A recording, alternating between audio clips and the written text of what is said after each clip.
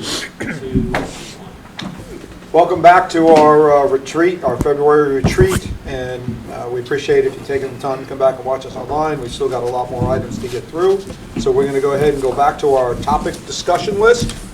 And the next item on that list is the open carry firearms. What's happened with the law? What's changed? How does it affect us? And Chief, we're going to let you start, kind of give us an update of what's going on. Well, we had some training on that, and you do have to still have your concealed weapons permit. Obviously, it's open carry. I saw our first incident at Tractor Supply about a month ago, and the guy came out, knew who I was, and asked me what I was going to do about it, and I told him absolutely nothing. We can't ask the person if he has a permit unless there's an underlying event, like we're called there for a disturbance. Then we can ask for proof of his concealed weapon permit.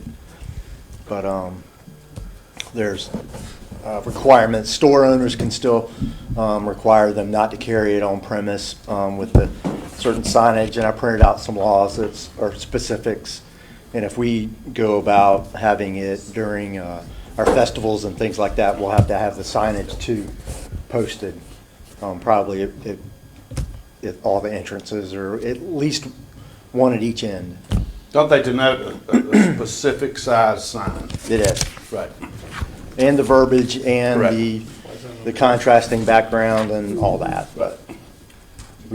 We'll figure that out. Is it similar to what's on the screen out there? It's probably changed a little bit, but not much. Okay, so That wouldn't be the right size sign.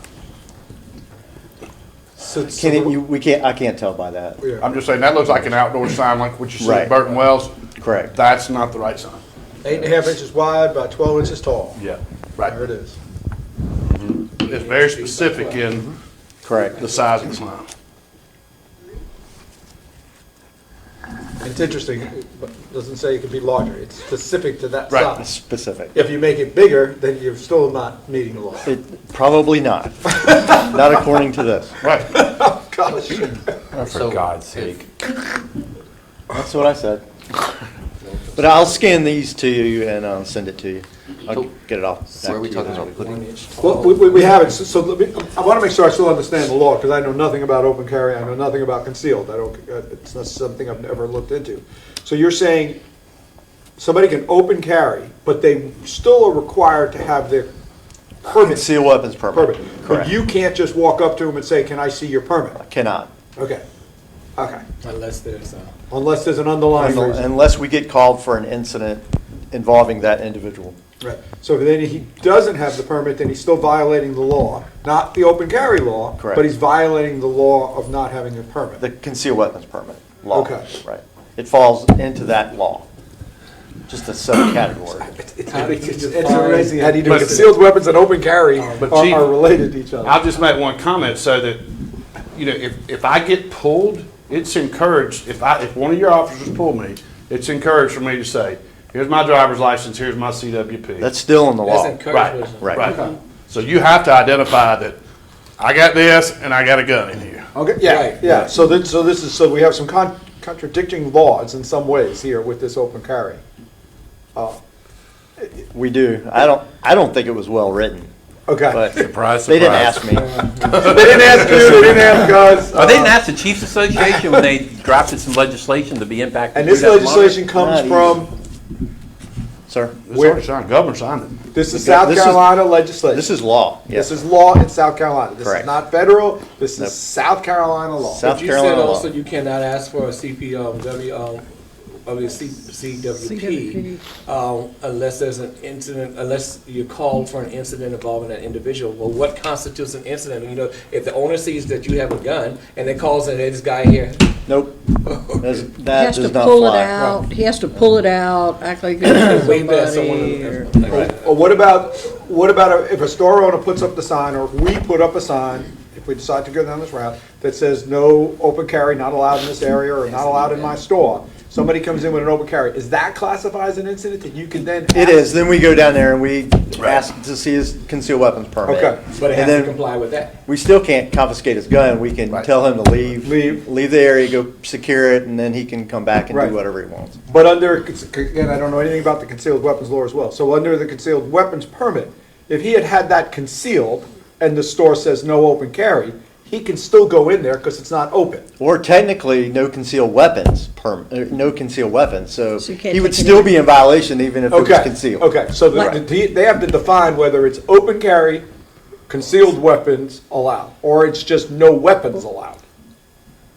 The way, No concealed weapons allowed. no concealed weapons allowed also Correct. means no But that open carry also, allowed. that open Okay, carry wow. falls under the same Concealed law. weapons, okay. Right. Because the Okay. hospital has a sign and you can't Yeah. go in with a gun. Against the- But when you take the CWP class, it outlines where you can and can't take it. Of course. Yeah, Yeah, We- that's We've gonna got it here tell right you. here on this building. You Right. can't Yeah. bring it You in can't here. bring That's it the in right here size because sign. But that signage. Concealed that or- signage doesn't meet up, doesn't comply with that. Concealed or open Right. carry. Are we not in compliance? All right, so the reason for this discussion comes forward as far as my understanding is, do we want to do anything with festivals? Is that the conversation? Yes, that's the question I was asking. I just want to make sure I understand what, I appreciate the update in the law and understanding, because I think, Well, is there any other discussion that you got on this? I mean, Other than the string of emails I read, I would say it would probably be a good suggestion.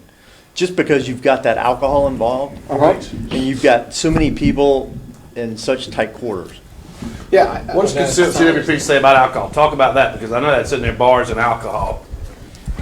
It was, I'm a CWP holder. I think before this discussion today, or reading the emails the other day and then following through on what I read, if I saw somebody walking down the street with an open carry, I'd have called the police. But now I found it's legal. Well, I see it Right. often, I travel and I see, I was. I just don't- I saw it's it- not a- I- it's We not a- were in a McDonald's restaurant in Georgia, and a guy had it right in his belt line, You know, back there, right. why didn't he exposed? When I was working in Texas, I wasn't surprised to see that, but Right. here I would have surprised me a little Yeah, bit. I didn't know if this changed, if you're under the, I believe under the former law, it was, you could carry a concealed weapon into bars, but you could not be consuming alcohol. You could not. Right. Correct. You can't drink, you can can't, take That in part the bar, didn't, but you that can't- part didn't change. None of that's you changed. can bring it into wherever, but you can't be drinking. If you drink, then you got to get rid of the You weapon. gotta take it to your car, put it up or whatever. If I went in the bathroom and took a swig. I would hope you'd be But, honest. but back to festivals though, but again, if this is the actual law here, now, are we going to have design to get some signage in every corner of these, of our streets before we, enforce this? Well, I think that becomes the issue. So we have multiple accesses to our festivals, every intersection, every road. So you would have to have one of these signs at At every every corner. one, unless it's a fenced Okay. off, like, just the water festival's fenced off and you have a single entry. Right. Right. Then it's easy to do it there. Right. If it's But fenced off. here, we're gonna have to do it, At every stop sign. Where they can enter. Every entry that's listed at the bottom. And you should actually put it on anything you advertise. post Every it, point of last bullet, post it in sufficient quantities to be clearly visible from any point onto the premises. Of entry onto the country. So that means at every, center of every road, all the way That's- around. That's the problem. Thank you. It- about the Any entry point. What about people who live along the interior of those festivals, who don't go through a point of entry to get inside? True, true. You're gonna have loopholes wherever you go. Yeah, there's But gonna be. there are reciprocating laws from state to state, for sure, but I mean, if you're a licensed, a car carrying CWP holder, you should be familiar with those laws before you go from one state to the Right. other. That's part of, if you're a CWP, you're a responsible gun That's the You whole. should gun know the person. law. That's the whole deal right there. You're responsible. You taking the action to get your permit. And that's your right. We're given that right. I get it. Now, if you take it away from those people, then who's got the guns? The bad guys? Now, I agree that open carry, I don't support open carry. And there's two reasons. I saw Nancy Mays put up a post the other day. She's somewhere open carry and all this stuff. I don't support open carry because a guy walks in here now, he's going to look around. I'm open carry, now I'm the target. because I'm gonna take out the guy first that has the gun. Second thing is, a guy walks in here and starts shooting people, Joe's gonna come to me, Jerry, you got a gun, do something about this guy. That's my choice. That's my choice. Right. My gun's not gonna protect you. Don't stand behind me, right? I'm just saying. This isn't one of those cases where I just gotta be faster than you. Right. That's the fishing license. That's when you get a fishing license. Or the bear or whatever, so. Right. Yeah, you know, listen, I understand the concerns in the festivals, especially, so I think there's two types of festivals here we're talking about. One that has alcohol associated with, and one that doesn't have alcohol associated with it. I mean, I'm just throwing topics of discussion out Do right we now. do any festival without alcohol? Do we do any festivals without alcohol is another conversation. Okay, so you're right. We can hold the alcohol and gun festival now. But we do require bans. But So- then are we, is it on any town property that holds something? So then you get into like the markets we talked about in the, you know, the Saturday. Well, government buildings, right? You can't conceal, I can't conceal, we can't conceal. Right, You so, can, but so we then what do we can't. do with, what do we do at the farmer's market on Saturday mornings? And what do we? It's open. You can conceal there. What about signs? You can conceal there. They don't Why serve not? alcohol. I'm asking questions, guys. I'm just, Yeah. you know, this could snowball easily. I don't. Yeah. Well- I think, go ahead, Mary Beth. Just thinking on a different note, we're worried about the conceal, and you know, I'm like Jerry, we carry.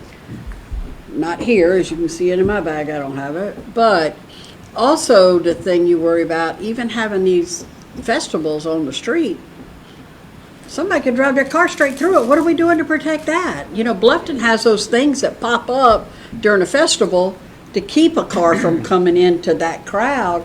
But somebody come driving through there, to me, that's gonna take out a heck of a lot more people than that one gun. Can't even keep. That gun ain't gonna have but 9 or 10 bullets in it.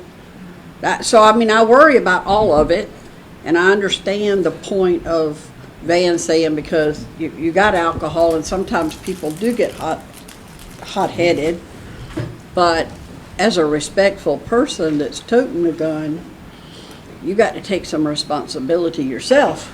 You went through it, you know what it is. Of course, it's hindsight, you know, if it's my family member to get shot, I'm probably going to be the one screaming the loudest.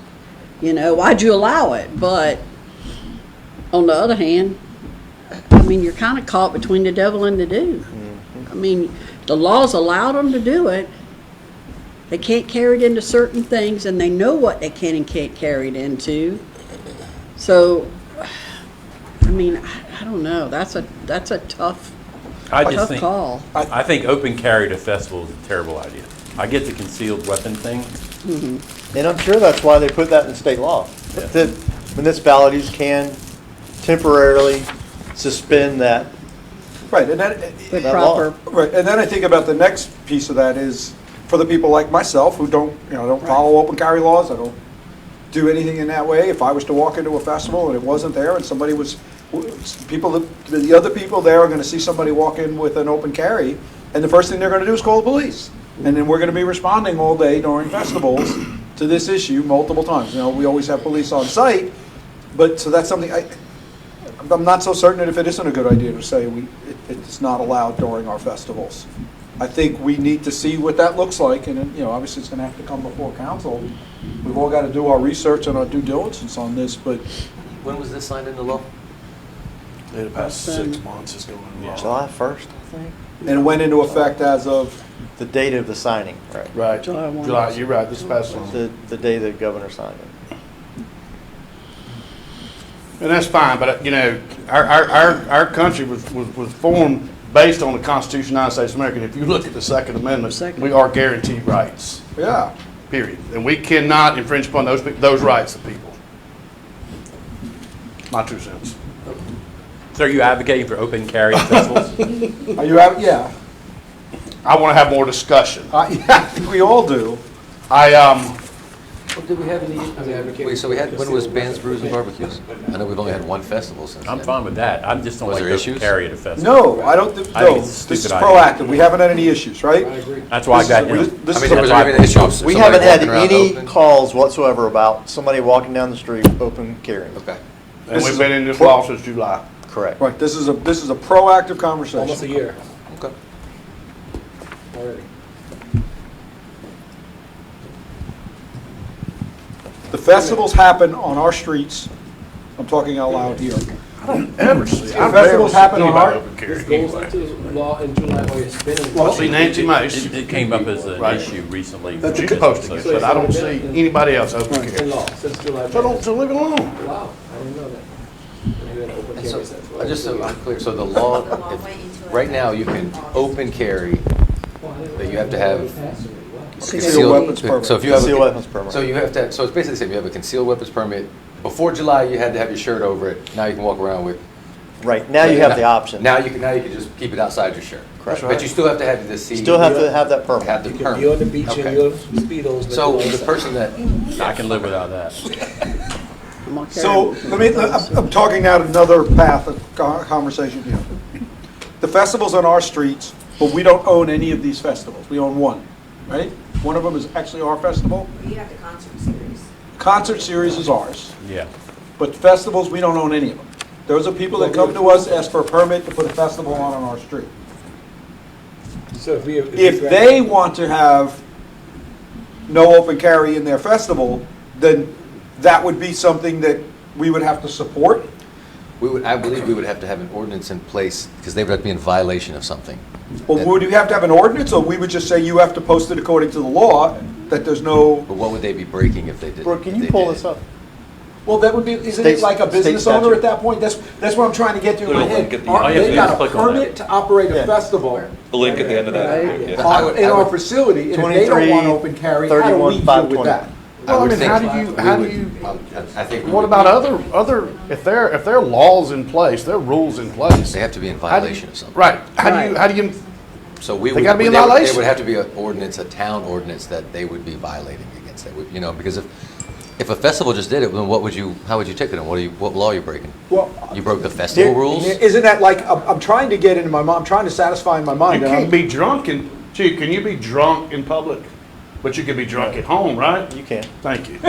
No, I'm not So, saying, so the law says, when a governing body issues a permit to allow these such events, and it gives a list of 10 of them. So if you allow the event to happen, then you can restrict it. then we can restrict it, Correct. not the event. Nope, that's according to Okay, law. that's the question I was asking. I mean, that's the question I'm asking. Because if I own a brick and mortar business, I can choose to restrict. Yes, you can. But I can't take this business festival that I bring on our streets and say, I want it restricted. That's our They decision. can. So a private business can hang that sign up? Yes, Yeah. private business can deny you Yes. entry if you have open carry. Okay. So that's the question I'm asking in my, it was in my mind. So do you Where- just say Festival. no open carry at festival, or you can still conceal carry? Because now what you've done is You got two you've given the bad guys the guns, and the good guys don't have them. They can't take care of themselves. Alan's a good guy. He's I got a gun. know, I know. We got the good guys with them. I'm just saying. But Think it's about not, that. the law, if you restrict, it's not restricting open carry, it's restricting concealed as well. The way you read it to That's me the way earlier. I'm reading It's it. saying no guns. Yeah, it's saying no guns. No guns. Right. No Okay, concealed. the bad guy, I'm gonna tell you something, the bad guy, he ain't gonna listen to that. We know that. He's gonna show up and he's gonna do whatever he I mean, pleases. We'll have- Jerry, I'm hiding behind you. Right, I'm not gonna break the law, but I'm gonna hide behind He you, so already when said you no, got the you gun, cannot to My behind shoot, gun don't protect you, my gun protects me. Yeah. He you're already gonna protect said, me too, but I'm he gonna have my already gun. said. I mean, well, you can dive into the law yourself, but it's pretty lengthy, and it gets a little convoluted, but Well, typical. I know. Especially when you have a bunch of attorneys up there deciding these laws, and they don't provide any common sense into them. Because, I mean, the way it works, like you said, to open carry or concealed carry, you gotta have the permit. You're not supposed to be drinking Right. with the permit. Correct. Yeah, or have While a you gun carry, already. while you Right. carry. So somebody that's gonna break that rule is probably gonna be inclined to It's no different break than. other rules and do whatever they wanna do. Listen, it's no different than DUIs. You drive a car, you're not supposed to drink. Some You know? people, they go, Right, you drink, you're not supposed to carry a gun. I mean, But they violate, if I they're understand. drinking and you see the gun, then you have a right to go to them. Right. So if there's somebody Because open they carrying and you broke see the him law. buy a beer, or he drinks a beer, then Yeah, yeah, yeah. our Once he officers at sips it. festivals That's could an approach. incident. We need to go up and intervene. Which those he are all should the- be, should be, Those were all the break laws. because they broke the law. I'm just trying to figure out it, I'm just trying to understand in my mind how I'm defining a festival that we don't own different from a business who says you can't. If the But festival. the entrance was one of them. You Right. gotta post them at every entrance. Right, right. That was one way, that was one, right? If you own something, then you could say, you can do that. Right, we say we don't want it here in Yeah. this building. Yeah, well, you can't have it here, it's a government building, so you can't have it in a government building. Plus, we've got a sign posted, I would question the size of Yeah, it. that part never changed. Right. Yeah, no, But we can have stipulations, we're granting them a permit to have a festival, we can have outlined in that, in the requirements that no concealed. again, these are legal lawyer terms, some. We got a lawyer, we have a lawyer. I don't think he's gonna comment legally on this aspect. No, I was just But kidding. how do you not say that when we're turning a street into a place of business and activity, that it's not a government complex or government building? Guess where they don't allow open carry? Why? State House. Well, it's a It's a government government building. building. It's a government building. Like, Jerry, that's why, so when you turn the street into a place of business by having a festival and allowing people to meet under business rules, how is that not a government place that the same rule falls into effect as you can't open carry? I'm not defending one way or another, these are just conversations going around in my head. All they gotta do is step on the private property right beside it. Correct, that's a totally different scenario. I think there's a lot more discussion to be had. That's fine.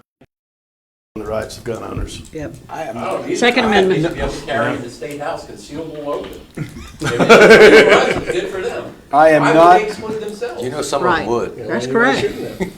Have at it. I am not I in don't want them any shooting me way, no more than I want them shooting them. I'm not in any way wanting to infringe either. I'm just making sure I understand what this, this law, there's a lot more. This one's gonna get tested and we'll find out from there. And I hope it's not here. That's right. Chief, let me ask you, what's your opinion? What do you think? What's the official chief's You're association the opinion on open carry officer. laws? I'd fess. Because that's been published. I'd support it. You'd support restricting it? No, support open carry. You support it? Yeah. There you go. But under these Gotcha. circumstances, I mean, when you start getting this large crowd, it's congested, alcohol's involved. Alcohol and guns, it's not a good mix. And I know the gun owners and permit holders need to be responsible, but does that happen all the time? Absolutely not. And you don't know what the guy beside you is gonna do. Which first of all, you're open carrying and the bad guy next to you knows there's a gun right next to me Right. and I can grab it. I mean, they put it in the law for a reason. It's ultimately up to council's decision to restrict or not. And I read further down, it says that the person or entity hosting the public protest, fair, rally, parade, festival, or other organized event must post signs. So it's not necessarily the town's obligation There you to go. post a sign. Sponsor. So now now. Financial burden would be back on the festival. So it's interesting. Lawyers wrote it. Sorry. Right, there's gonna be a lot more discussion on this one. I think we take our time this year, we talk to the people who run our festival, and see what their thoughts, and move on. And we can dig more into other municipalities that's actually enacting this or not. Right. Right, and I don't know that I would go too far out of our own county, because most festivals are, other than the Water Festival, most are supported by this county, just a little bit outside, not too far. See, what's the difference between open carry and constitutional carry? Depends on who you talk to. Right. It's all written in the law. Right. It's kind of a lot of gray there. It is. Right. My understanding, constitutional carry is just. You got the right to carry by the You don't need a Constitution, you don't need a permit. permit. In your mind, you have the right to carry. Yeah, that's it. Yeah, CW, classes go out the window, everybody. That's right. Which is not what we operate on. A legal gun. Correct, correct. Some people are pushing for it. You can carry a legal gun with you anywhere. Well, you're talking about Texas, I mean, you can leave your gun on the front seat in Texas and ride around like that, right? Correct. Right. It's open. I mean, things have changed, I get it, and the, you know, I'm gonna tell my age here, but I can remember pulling the high school parking lot in a truck and have a shotgun in the back. You do that now, and Yeah, you're out. They Gone. happen all the time. so and God forbid something bad happen, nobody wants that, I get it, I understand. But this is a tough one. This is a tough one. There's gonna be a lot of spirited debate, and there's a lot of passionate people on both sides of the aisle here. Yep. I think you know where I'm at. Especially during the next election. Okay. I don't think we're gonna get this any further today. I don't think there's any reason to keep going on. And first of all, it's very informative, and we appreciate, Chief, you keep looking through this and Yes, sir. understanding the law. And, even to the point of what is the ramifications if we decided to do something, what does that look like? Because I'm not saying we're anywhere near thinking we're gonna do it, but what it looks like might make my decision of whether I even wanted to do it or not wanted to do it. Correct. Good point. If you're telling me that it's every street corner to the entrance to every festival, plus any open lots where somebody could walk through, this is where I'm thinking. I mean, I'm saying this is your entry point, but that's an open lot, and I cut across and I didn't see that sign. So then it's all over, and it's every 50 feet within, we're just gonna have to trust the people that own We have a hard That's where time that gray keeping area dogs is. out of our festival, and we have signs up for that. Right. People So- still bring But dogs that's to our what- festival. Exactly, that's what I'm saying. What it would take to put something like this in place is as much my decision of whether I would want to put it in place. Besides the fact of just the right to carry or not carry. But see, It's there's your all own those choice. gray areas, you said entry point again, and what is defined as It's an an entry point? entry. Any point where you access the property? There you go. Egress, Or as a whatever. defined Right, there you go, entry because, point. I can envision this, that it's in the middle of the street, you got, gray area. got the entrance he's walking through, or somebody's walking down the sidewalk, I gotta put one there. Then when somebody's walking down the other sidewalk, I gotta put one there. So at each point of entry, you're looking at 6 So now we signs. don't start roping What do we, them off then. what do we think this town You have to. is, that we have to have all these no We have to guns start at our, roping it off. at these You, locations? you, Walk the you area. kind of I got it. indicate we're having trouble. Right, I got it, that's why I say what it would take is as much my decision of why I would. We have to start roping off the area. No. All right, And I'll say, I have no issue with the concealed weapons, because Open carry. we still require people to be trained before they carry something. Right. My issue is open Open carry carry. with a bunch of dumbasses drinking beer in the middle of a festival. That's my issue, that's why I was brought but up. we have a law in place that can deal with if we see that, and we have police presence at festivals. Am I stating We that do. right? We Right? do. Right. So if you're open carrying, we have police presence that see that you're drinking, then we have a law that deals with that right now. We don't need to do anything special to deal with that. Correct. You would do the same thing if you knew somebody was concealed carrying and you saw them drinking. You That's knew the correct. guy Inside of a bar. inside, but you would Right. you would do the exact same thing. Same thing at a Right, festival, so- though. Right, I don't see, that, I got you, man, I hear But it. see, we're mixing things, y'all are mixing concealed weapons Versus discussions at open festivals carry. with open carry. I know. That is not what I sent you. I sent you something on open Open carry carry. at festivals, not concealable weapons. Right. So let's not confuse the two issues. But I don't, according to what we can't distinguish one from the Open other. Carry Business Training Act, this is the thing that's here. This is what I sent you from the municipal association. It's just addressing open carry specifically, not concealable weapons. Nothing. That's not what's in this. Okay? This is We're getting way off track here on this.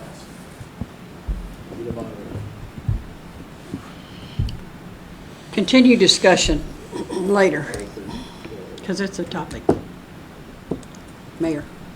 Nope, that's fine, I already said that. All right, traffic impact. I have guns, just so everybody knows. Traffic impact and tag fees, I think we've hit everything we need on that. Are we good? We we covered that earlier?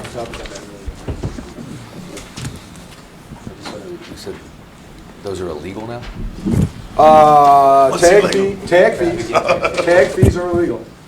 By the South Carolina Supreme Court? Supreme Court ruled that a tag fee that was in place in Greenville was found unconstitutional, which then gets rolled over to all tag fees.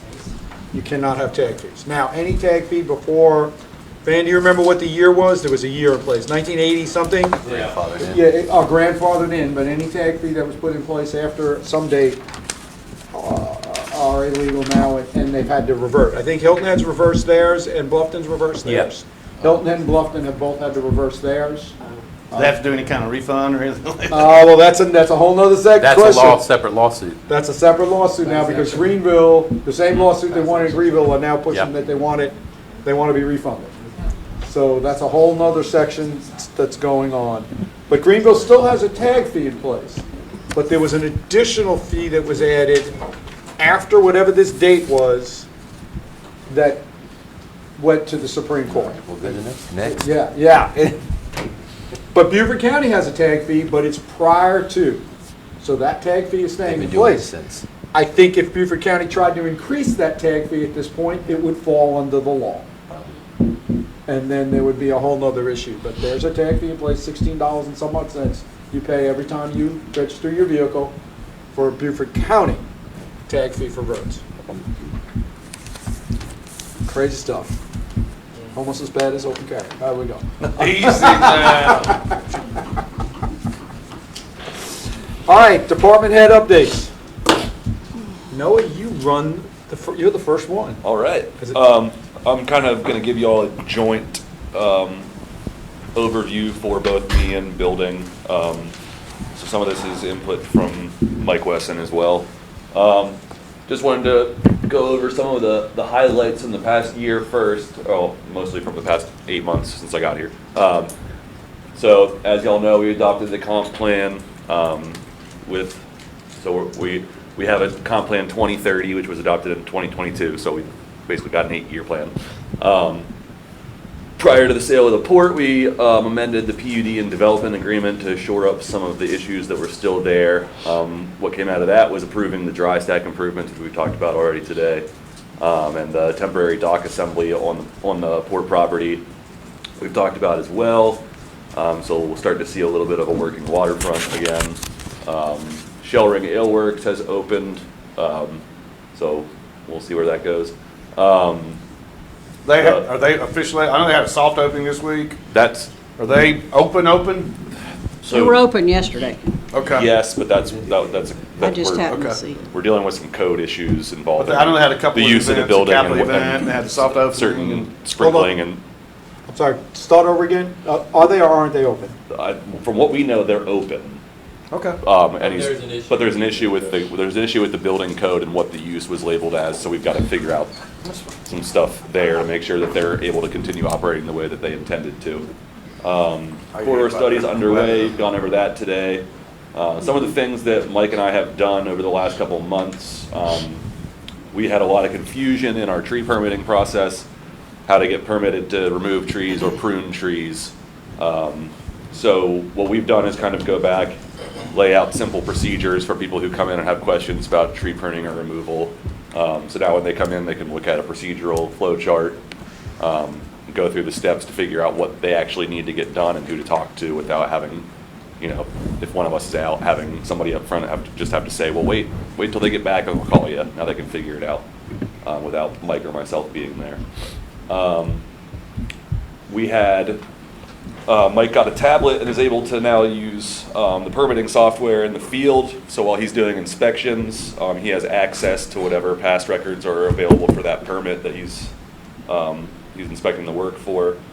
And we're working through some new permitting software stuff, which would include the ability for an online portal to schedule inspections, submit plans.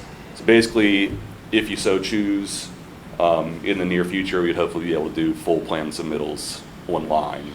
A lot more digital, a lot less paper, because we're running out of archive space. So that's an important thing.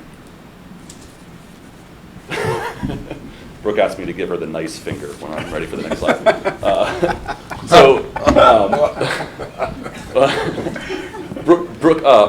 Mike asked me to include this inspections report. So he's going to start taking, accounting for how many inspections he does monthly, because right now, just this month alone through yesterday, he has done 214 residential inspections, just this month. So, he's at about 10 inspections a day. He did about 200 last month. I know he gets in here 7:30, is out the door by 8, and is gone until 12 or 1, doing inspections That does- nonstop. so- I stop by sites to talk to him so I can get a chance to be in his ear while he's inspecting. Right, so then he has just that little bit of time in the afternoon plan review and other aspects. So currently, he is not doing the plan review for Okay. residential. That still goes over to the city. Okay, But that's something we also wanted to talk a little bit about, is if he is going to be taking on plans review in the future as well, he's gonna be pretty tight on time, day to day. But hopefully, and because, you know, if you think about it, a house requires 8 inspections, you know, until they get to their final CO. And a lot of these are failures and repeats. So he could go to the same house five days in the same week for the same inspection and fail them every single time. So just wanted to, you know, make sure y'all are aware of how slammed he is. I mean, he's not struggling with it, but he is constantly out in the field. So that, just wanted to highlight that. sorry that I don't know this, but the inspections are built into the permit fee, I know that. Correct. Are failures built into the permit fee, or is there a charge for failures? There is no charge for failures at this time, is there? There's a charge. Oh, there is? There is a Okay. charge for Sorry, failures. I don't look at That's the what- fee schedule. I kind of feel like that was an important thing to Okay. know. I Yeah. would have assumed that, but I So- never asked before. Okay. Yeah, so I'm not sure what that fee, what that. Doesn't matter what it is, as long as it's as long as there is a failure for. for a reinspection. So the next thing I wanted to highlight with y'all is the level of residential development we have coming in. These are all either approved via the Port PUD, so, you know, they are allowed a total of 575 dwelling units on the Port property, but that's, you know, we'll see where that actually goes. But then just to kind of lay out where we are with the development pipeline for residential, and you usually see this on your development report for council meetings. We've got the reserve at Battery Creek, which is east of Wrights Point. That's 216 apartments. The Oaks at Battery Creek is approved. That's the Chesapeake Bay. What's it called? The Rents. But Oh, yeah. that's another one that's at the intersection of Grover Hill and Paris Island. On The old LCR on the- property in behind. Correct. Yeah. Yep. You know, they're slated for another 200-ish dwelling units, and it goes on. So Overland Reserve and Zephyr Apartments, which I think is a total of 620-ish, 625 units total. Those are the two that are on Grover Hill that are both, one has submitted for site development, the other is still in design review. And then just looking at two that are newer, Richmond Rebo Corner at the intersection there, that acreage is in conceptual review for 246 apartments. And the leftover preserve area that we were talking about earlier, the conceptual plan I have right now from them is 124 townhomes, so I gave you an approximate there. So just able to be developed, the port, and then everything else that's actually in the pipeline right now, we're over 2,000 dwelling units coming to the town. Residents. Yes. And you can see when you look at the commercial development versus residential development, you know, we're bringing tons of people in, but the new commercial development does not come at nearly the same pace. So it's just something to think about. Where are those people working? Where are they shopping? You know, those kinds of things. Are they shopping in the town? Are they working in the town? 14,000 Or are we, residents. you know, are we a bedroom community on the west part of the town? You know, those are things we need to think about. And that traffic. If you 5,000 residents at 2.5. If you open those reports that I sent y'all, you will see leakage across every commercial sector in terms of what we're providing in terms of sales of goods and services versus what's going outside the market. Yeah, I saw that.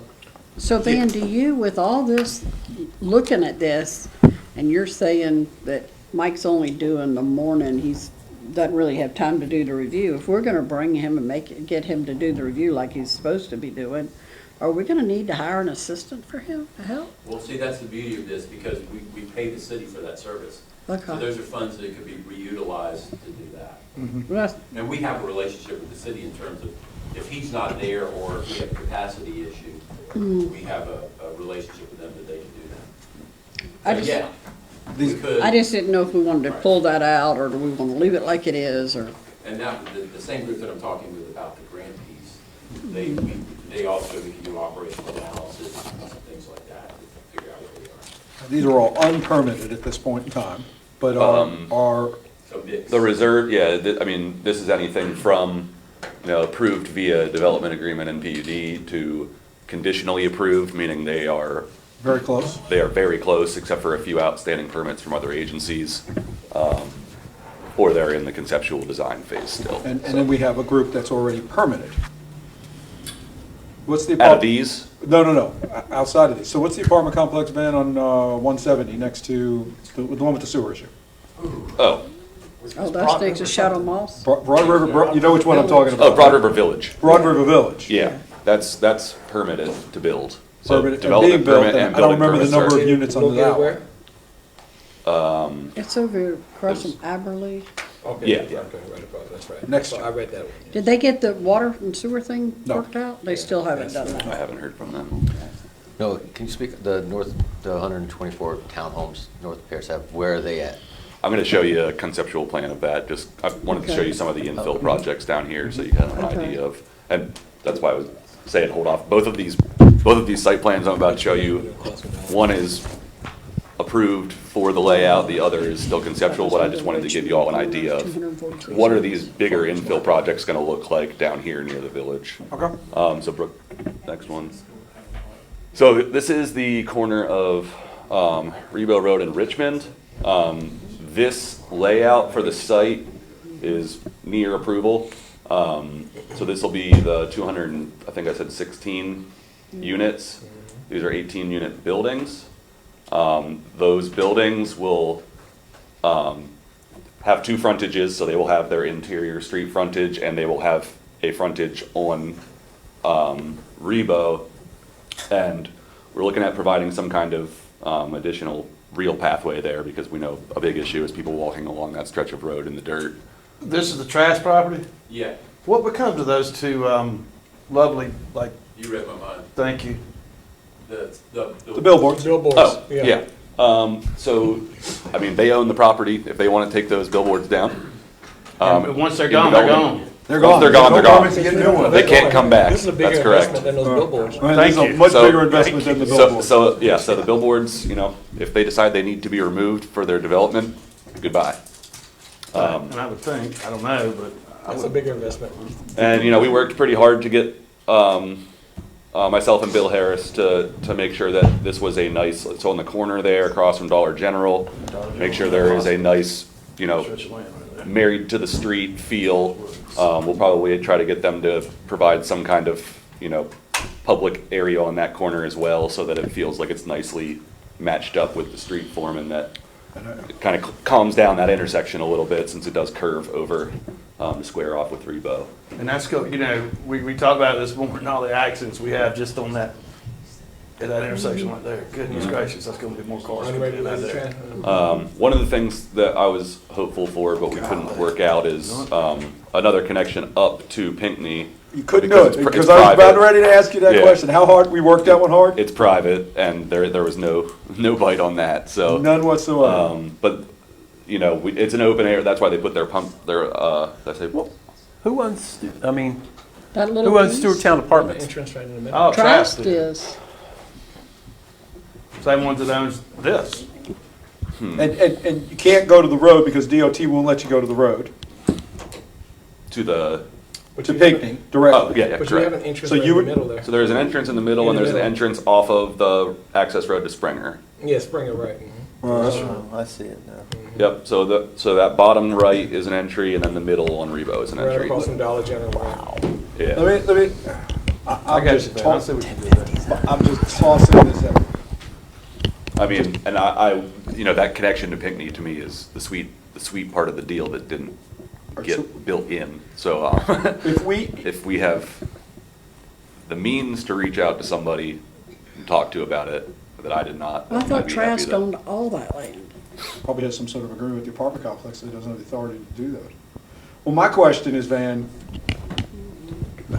if we own Pinckney, could we say tie directly to Pinckney and not go through the trash property? Does this property touch Pinckney? I can't tell by this. I think that's a right-of-way of Pinckney off of that deceleration lane that's touching this property Yeah, line. it is. You're talking just at that last house, or at the last In the woods building? past the last house, yeah. Depending on the Well, depth that of could the be. right-of-way of DOT off of Rebo, but I assume it interfaces right there with that off-ramp, where they've got the existing grand tree. But is that in the back way to Stewarttown? Yeah. I'd just Yeah. like to know where that right-of-way line is to this property where they touch. I'm just talking out loud Yeah. there. See, right Did you see what I'm saying, Noah? Yeah. You get that thought? Stewarttown Yep. Drive in front of the church would have been a good access point. And then, then we need to make sure Trask owns that at Stewarttown Drive. Who owns that Stewarttown Drive? Okay. Listen, I like the project. It's the one thing I don't like about it, but, I like the Yeah. project. And, it'll also front, those two buildings on the right will front the access road between Springer and this property and stuff. So it'll have a nice, it looks to have a nice established feel there. Yeah. And they'll do pathways, because the grading is lower as you go off of the road down, they'll have nice pathways up to Rebo from the buildings that front Is this conceptual? This is, they're still in conceptual, but we've had 2 meetings and gotten to this point so far, so I just wanted to share with y'all what some of this infill might look like. So you don't have to take this as law yet. I would just, and I know we just talked about ordinances and Mike and all that stuff, and our tree ordinances, and we put some teeth into it a couple of years ago, and I know you will, but there's a lot of nice, grand Oh, yeah. oaks and things in those. There's a lot of deer in there, there's a lot of habitat in there, there's just it's a nice little piece of property. Mhm. Yeah. And But so. the trees concern me that we just go there and clear cut it and.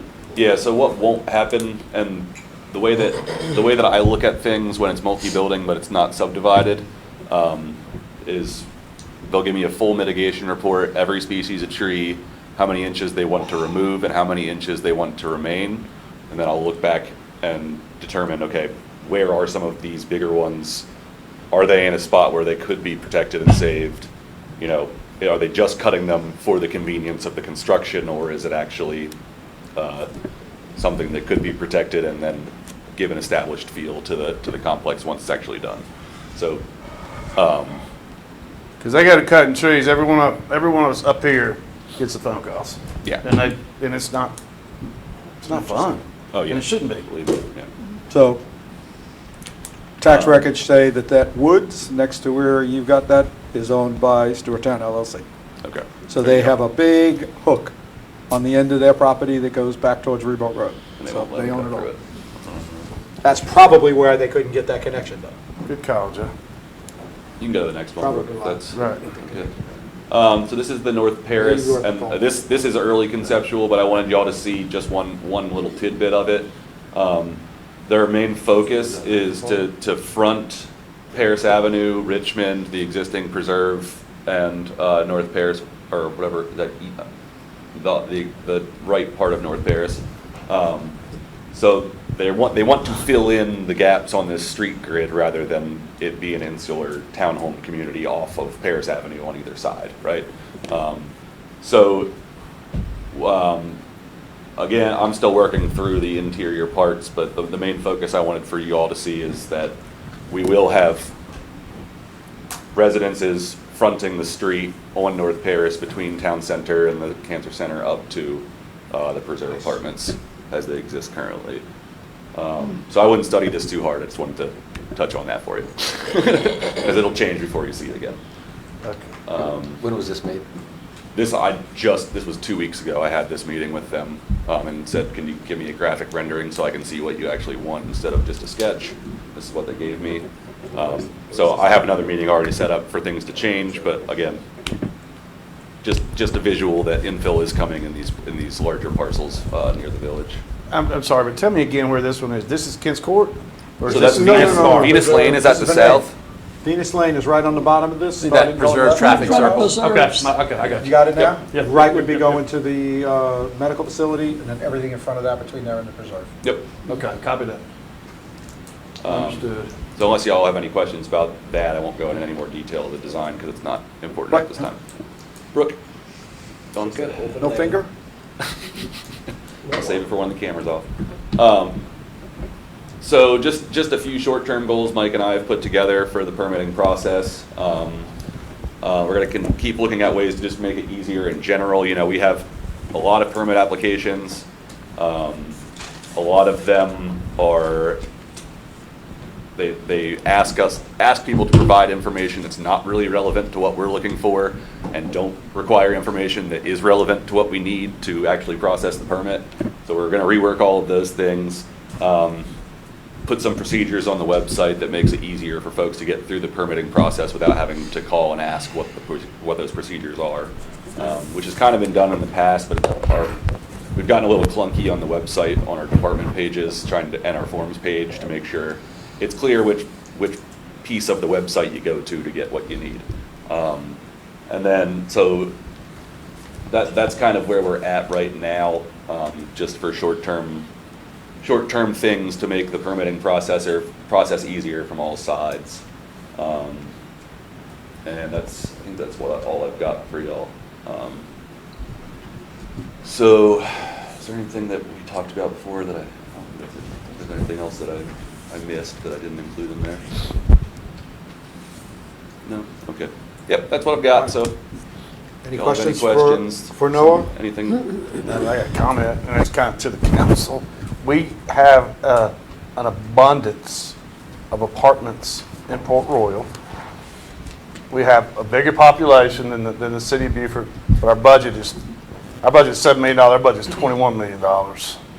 We need to build and grow and develop a commercial tax base in this town. That's correct. We do it by not downzoning properties. We do it by working with folks like Stoneworks and getting companies like that here, because if not, we're going to be the apartment mecca of the southeast right here in Port Royal. And that brings a lot of cars, and that's a lot of services that we got to provide. And no resource, no money, And no revenue. so that's just, I get off my soapbox. So the list we just looked at, I mean, outside of the port development that we just renegotiated, when were all those approved and brought up? All, some of these are development agreements. These are, oh, yeah. Go ahead. A few, the Oaks property, I believe, is one that was under the Trask Development Agreement. Some of them have been in the pipeline for 3 or 4 years and are just now reaching final approval. But Well, we downzoned a place on 170 for a project. For the RV, right? No, for another one that David Tedder came before us before. Across the street from the one we we talked about, the today. county sewer. The we sewer, da- we downzoned that. It was a commercial piece of property. We December. could have held on to it. And this council right here downzoned it so Tedder could put, not Tedder, but, Not this council, it was. Okay, it was I'm just December- saying. It was December. I'm just saying, I'm passionate about it because we $7 million to run 14,000 people. No, I We know got to that's- do better. And I'm saying, I'm just looking at those and wondering, I'm not, is I'm there just, anything we can do yeah. about those? Well, that's that economic development we've been talking Yeah. about. That's Yeah. the stuff we talked about this morning. You're Redevelopment right. of the corridor. got, and that 170, in my opinion, that 170 corridor, that's a prime All place commercial. Yes. for some commercial stuff. Mm-hmm. There's infield opportunities, I get it, but I'm just saying, we got to do better. They're both, Yep. either way, it's a 6% property. The difference is the business licenses. Exactly. But let's understand what we're talking about here. The difference is the business license. You heard me quote before, the numbers are fairly accurate. City of Beaufort collects about $8 million in business license. We collect $800,000 in business license. Okay, that's the difference. They have 2 Walmarts. They have Lowe's. They have 9 grocery stores. Look at all that commercial they fix. And in look the end. what's just We coming. have two. What they Right, got so, coming. You know, nothing against the city, they're doing a great job, they've done it the right way. We gotta make sure that we start doing our areas and make sure it's available, and that's what you're saying, Jerry, and I completely agree. I completely agree with you, and it was, Okay, so that we last need a one probably should not So have we need a occurred, Home but it did. Depot. Council did it, and we're gonna support it. Right. But they can't develop on it either way, either commercial or that, because they can't get sewer to it. So we need a Home So Depot. either way, we don't need a Home Depot. On 170, out there, Yes, absolutely. yes. before I give up my mic, You gave it up, you're done. I heard one thing on the live stream before I came in today that I wanted to address. The GIS needs and where we're at using the county's data and having to ask them to create Appreciate you maps watching. for them. Yeah. I was getting ready. Just so you all know, I've got what I would call an intermediate background in GIS, and a relationship with the county to use their data when need be. So if we did want to look into software licensing for GIS, I've a little bit of schooling, GIS internship for the state of Pennsylvania, for the school district here. So I can put together maps, I can build layers, I can analyze things. I don't know about my database management skills on the back end of all of that kind of thing. So we could find maybe some kind of, cheaper than a GIS staff or something. So it's just something to think It's an about. appropriate conversation for you two during budget prep to see whether we want to start incorporating some licensing. Good to know. And doing some, because I'd love to put traffic accident reports directly on a GIS map and show us maps that shows what's happening and those kind of stuff. That's where my mind goes and where I would like to go. We can't ask the county to do that for us, but certainly we can start thinking about doing those type of things. So thank you for that and letting us know, and you guys please have that conversation. I want to address time where we originally put this, and I almost said open-ended on the end when we were doing the posting for when this should end. We originally said 2 o'clock. We are not going to make that 2 o'clock. It is 1:20. I don't think any of us have anywhere to go, but we have some citizens here that we asked to come and present to us on different things. I'm sorry, staff. I hate to do this, but does any of you that are here to present on the Friends of the Cypress Wetland Historic Foundation and Parks and Rec, do you have any timeline issues? Can we stick with the agenda, or do we need to bring you in to do your portion now? I think we've got about another 30 minutes, 45 minutes of department reports before we get to that section. Does that work with your lives? Good, I'm seeing nobody arguing. So we're going to stick with the agenda, and I just wanted to make sure of that because we can't thank you enough for all that you're willing to do. And Chief, Fire, you're up. All right, thank you, sir. Most of you should have a copy of our 2021 year-end report, so I'm going to kind of go through that, just some of the highlights I want to point out. So feel free to ask any questions as I go along here. On the first page, you'll see our 10-year call volume. We're on a steady incline of calls. We passed the 4,000 mark in 2019, and we're continuing to incline there. I'll talk a little bit more about that later on in the report. We'll break those down a little bit more, but I just wanted to point that out as the front page of the report. Next, I want to point out our grant we received last year, $418,000 to send our firefighters to EMT, advanced EMT, and paramedic training. So we started 8 firefighters on February 3rd in a paramedic course that's going to be 10 months long. So we hope to, by October, November timeframe, have 8 more paramedics on the staff. Our goal with that is to move to an ALS non-transport service within the 2022 year. So what that means is we have a paramedic engine company with all the equipment, drugs, IVs, everything they need to perform that advanced life support care on patients when we arrive on scene. That to me is the best, the highest quality level of medical care that we can provide our citizens. And as you'll see later on in the report, 63% of our calls this past year were medical responses. So that's why our focus now is on, escalating that medical training and making sure we can provide the best service possible. And this equipment is on the tanker? This is on the engine, so yeah, Right, yeah. the fire trucks we drive. So we don't have all the equipment yet. We have one cardiac monitor that we received through Firehouse Subs for a grant. Cardiac monitors is what the paramedics use, to monitor your heart or shock patients and so forth. With the city's ARPA funds, we're purchasing some more for our trucks. And our new pumper, which is the next highlight that I had listed, that we have on order now, will come with a cardiac monitor as well. So it'll be a truck just like what we've seen with the new one like this past year. That will replace one of our frontline trucks at Station 1.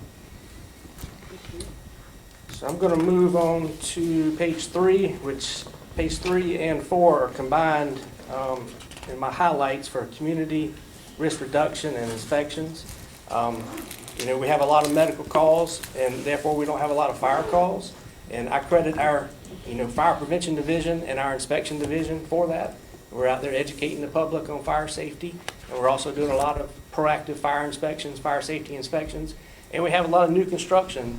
Modern construction helps with the fire safe environment in homes and commercial buildings when they're sprinkled or built with modern type construction materials. So that's another reason we pride ourselves in not having a lot of fires in Beaufort and Port Royal.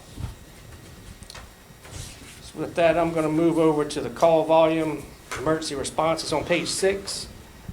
That pie graph shows the breakdown of the responses I talked about, with the medical being 63% and the fire being 1%. And it breaks down to every category there, so if you have any questions about any of those, I'll be glad to elaborate more. The other point I wanted to bring out on page 7 is the fire station response. You see, we're equally distributed in the 25% to 29 to 21% range.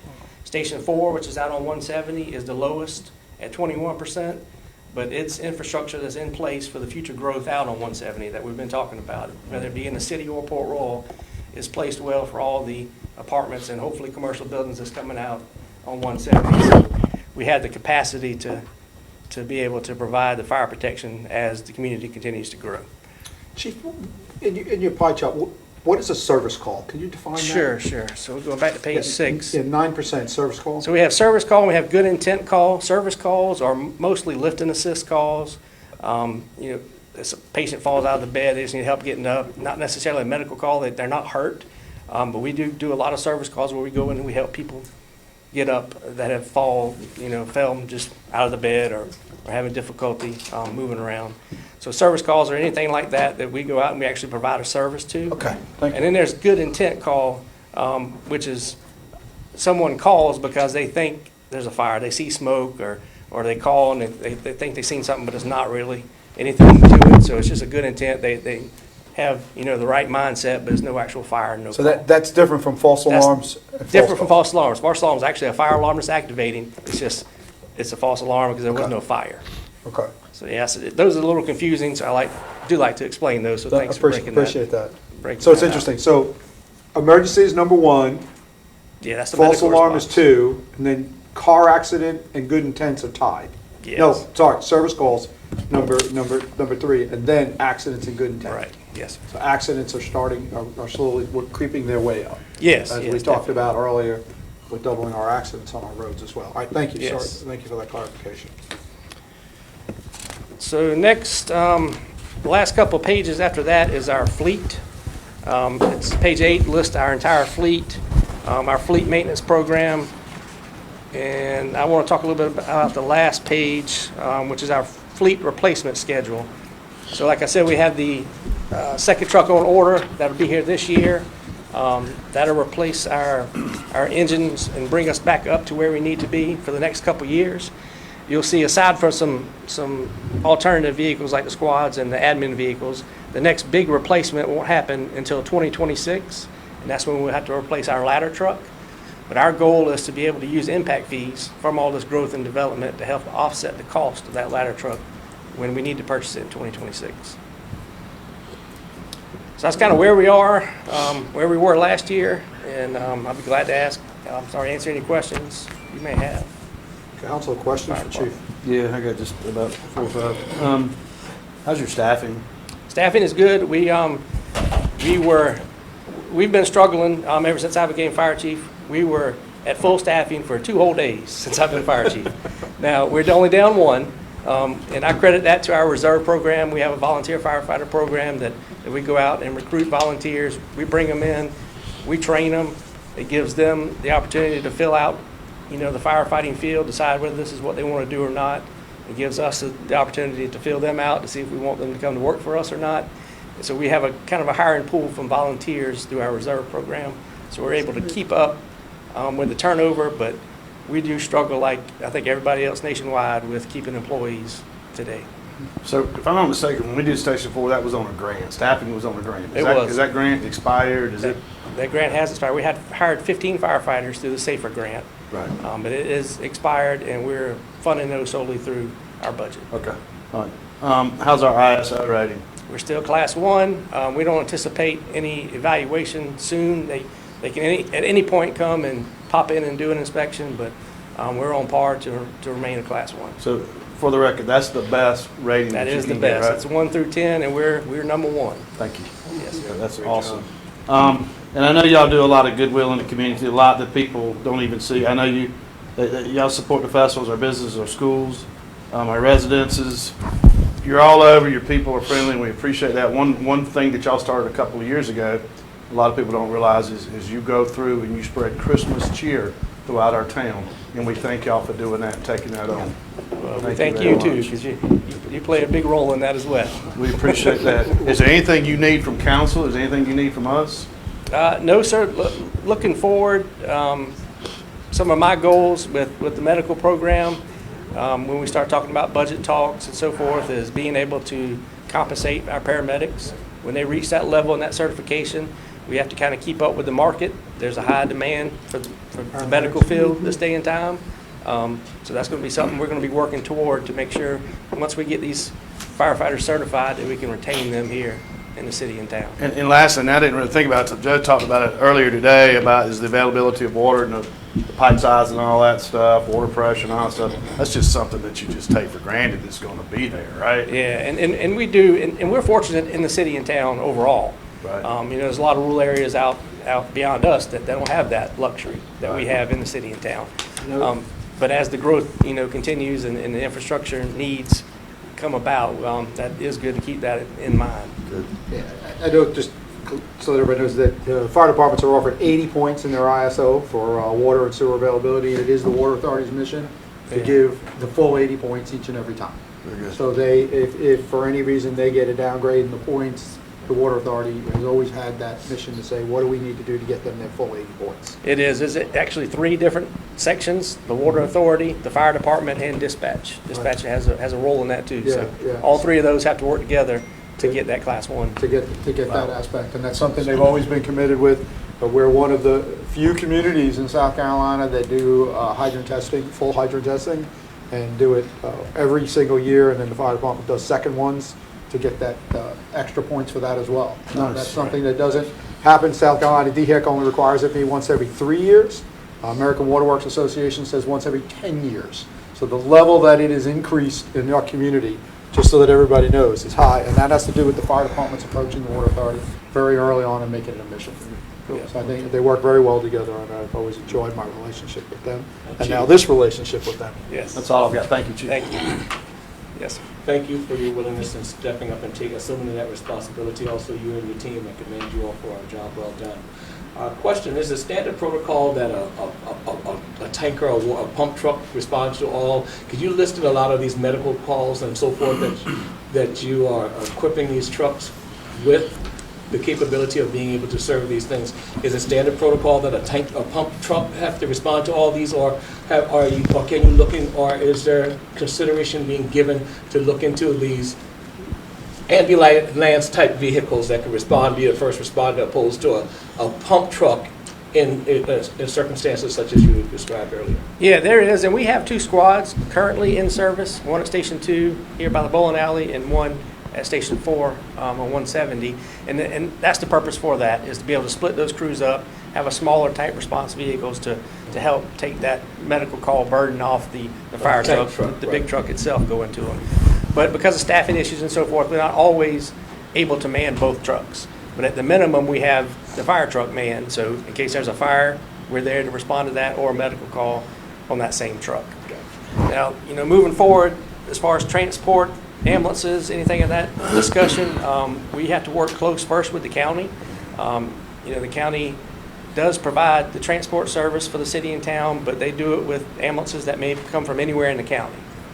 So that's the important note of us being able to respond from a fire station here, is we can get there, we can provide patient care now, and an ambulance may be coming from anywhere in the county to serve that patient depending on their call volume. So moving forward, my goal will be to try to assist the county in their capacity to be able to provide a transport service in the city and town to help them offset some of their call volume that they have countywide.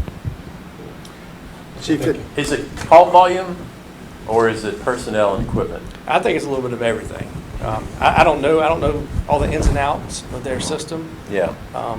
I just know what I hear, and I know they're busy and they're taxed because they have a large area. Beaufort County is very busy, and I'm sure they have staffing struggles like everybody else. Yeah. So I'm sure it's a combination of all that.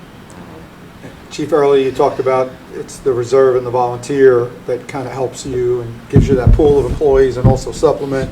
and you recently announced the 2020 Reserve Fighter. Can you go ahead and tell us a little bit about what did. that's all about and who that is?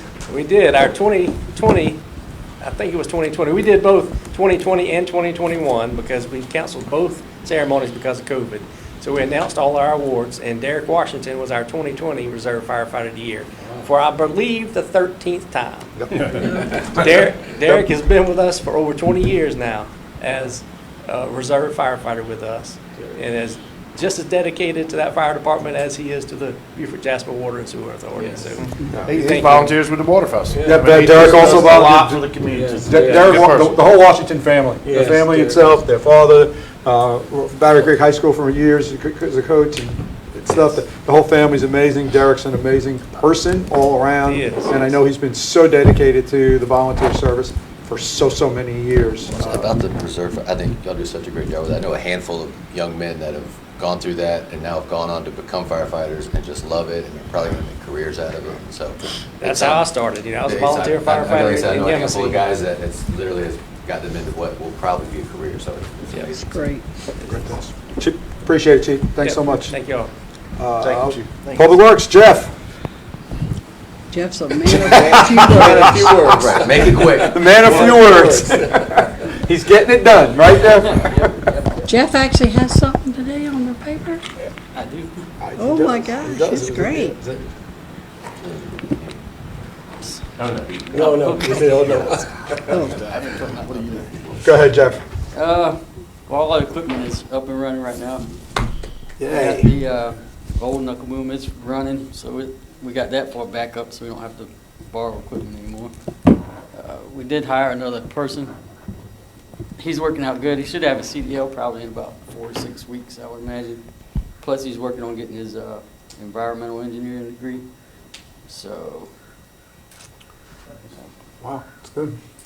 Awesome. other than that, everything's going fine. All right, I'm gonna, last year when we talked, I asked you a question, what do you need? And one of the things that you talked about that you didn't really, I think it might have been in budget time, was that you had some roof leaking issues. Did you get them resolved over at Public Works Complex, or No, not yet. is that something we still need to work on? Yeah. So do we need to add that to the CIP specifically?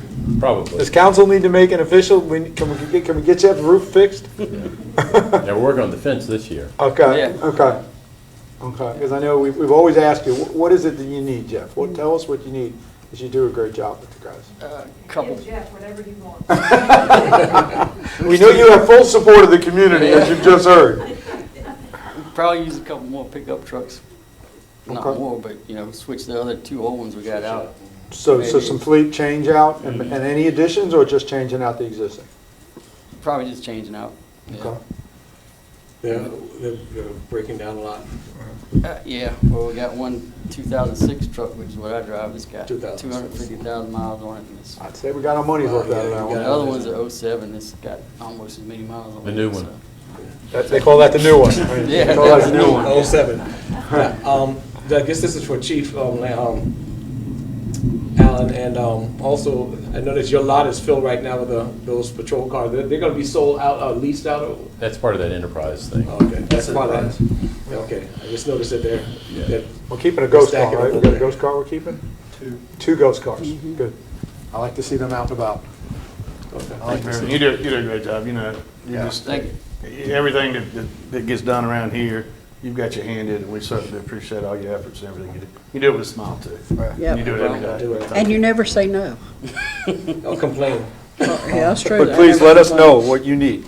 We're serious about that question. Yep. Budget time's coming, and that's why we wanted to talk early, All right. to do that, and make sure we understand what it is that you need. Okay. We're not saying the squeaky wheel gets everything, but sometimes it gets a little bit more, so, and you don't squeak much, you don't tell us much, so. Make sure you let us know what's going on and what you need, and I remembered you saying that you had a roof issue, and we need to do that. I know the other one was the upfit of the upstairs, and I know we're working on that one. Those were the two that I had notes from that we need to try to keep moving. One thing I'd like to say. I said we're working on that one, that's all I said. One thing I'd like to see, and I'll just say it, is at the Christmas party next year, I'd like to see your entire staff there. Yeah, Please. Make it a goal. It's for y'all. for you, make it a goal. I thank you, Jerry, for We reminding miss us of y'all. that You're fact. part of the Yeah. team, just like everyone else. Yeah. So, And you know, we love our festivals, we love that stuff, but you need to let us know if we're starting to overwork you on some of those, because I know that's an extra duty on top of everything else. All right, And we just need to know so that we know how to support the goal of having them here I in understand. that line, so. And one thing I will like to say is all of you in the town of Port Royal work together. We're probably one of the fewer counties that all the employees work together. And when it affects one, it affects all. So thank you for always being there to back each other up. Fan from you down with them. Thanks. Anything else? Anybody who's handling judicial? There's not much there. The one thing issue that we did have is we've got an ongoing discussion with the Public Defender's Office and addressing case volumes and personnel. And they are asking to revisit the current contract or scope of service and cost for all of this. We participated in equal footing, at least to get this thing off the ground, but our volume relative to Bluffton and Beaufort and the others is not as high. So we're looking for more proportional participation in that. It's been somewhat difficult, to be quite honest with you. But I think we will get it worked out. You know, we transitioned from a privately retained lawyer that was handling public defender services for us to participating with the other entities on a more formalized basis with a contract, and it's been kind of a mixed bag, if you will. And I know that they brought somebody on to help train some of the public defenders. So we'll see how that works out. I do know that we're, you know, I think there's just recently a change of protocols relative to how we handle court here. So I think they're getting back into a more regular way of operating. So we were kind of caught between because town hall was open, but court was having to do mass and things like that. So it'll be set up a little bit differently moving forward. Very good. Chief, police, My turn. your turn. So thanks again for another great year, and hopefully we have another productive year. I sent everybody a year-end report, which has tons of numbers, so we're not going to go into all those numbers. Our calls for service increased by 2,000, so we're up to 30,000 calls for service last year. Now, let me break that down for you. And I broke it down into numbers. That's every time we go out on the radio, either a traffic stop or a health and welfare check, an alarm call. We don't necessarily do reports on alarm calls, but it is radio traffic. So that's total officer hours used throughout that year. So 30,000. Just keep that in the back of your mind, because we're going to go over some other numbers. The other one I just sent, yeah, thanks, Brett. Last year, we were able to pull in $342,000 in state and federal grants. We're going to continue to beat that horse as much as we can before the money runs out. We just applied for another $176,000 grant, which would be for a school resource officer to include his vehicle. Next year, those funds are going to dry up as far as equipment grants. And they're talking about doing away with, except for the grants we have now, which we still have a few years left on them. They're going to go more into your existing officers and just pay them overtime for traffic enforcement, saturations and things like that. They're not going to dole out an extra body. Who writes y'all's grants? Y'all do it internally? We do in-house, yes. And it's been pretty productive with the officers we have, so I've got to give them kudos. I did put in there for an extra traffic safety officer, and you'll see that number there to assist with Chris Wilson's efforts. Rolling into our fleet, a couple admin vehicles. Jeff, I'm trying to take care of you, buddy. So we're going to give you one of our trucks if we are able to add some or change some out and get rid of that old truck that you have. It came from us, so it's It's been around the block. Staff issues, we still need those 3 additional officers to put 4 per shift, like we've talked about. Every time we move a step forward, we take 10 backwards. And so that staffing issue is not a fact of funding, it's a fact of being able to fill the seat. To fill the seats. Okay. And we just had another officer resign last night. So now we're down 4. What is the reasoning? Is it because we're not? Because I know at one time, Van, we were trying to keep up with the pay scale. It's not about pay. It's not about pay? Okay. Because that was like heartbreaking. It's over the last 2 or 3 years. Nobody wants this line of work anymore. Do we do exit interviews when we have people leave? I Maybe do. that'd be a beneficial tool. I do if they want to talk to us. Right. But this guy last night, he didn't even give us 2 weeks notice. He said, I'm done, He here's just my showed up badge. at the back door and turned in his gear and Wow. said, I quit. He's been with us for 3 weeks. Oh, bye-bye, good riddance. Oh, It's this been is too not the much job money. I thought it was, huh? Correct. And he was a certified officer, but he came from Winthrop College. Can we get that check back now? Yeah, We never nailed it. Then don't. don't. And we're not. Because we were on the hook to pay the Winthrop College for sending him to the academy. So have we, you know, State law. 4 officers down, have we thought about some sort of hiring bonus or referral bonus? It's not about the money. It's not. It's not. We not go to about job money. fairs, we pull, we try to recruit. It's just nobody wants to go Nobody into this line of wants- work. Don't Nobody worry wants about the law enforcement jobs anymore. Yeah, because I thought we were pretty fair across the board, you know, but if we do some sign-on bonus, we'd have to be paid back if we left before that time frame. I just And don't want to go to that. For most of those agencies that have tried that, they're not working. Doesn't work. So I say we save the money. Okay. Just not do it.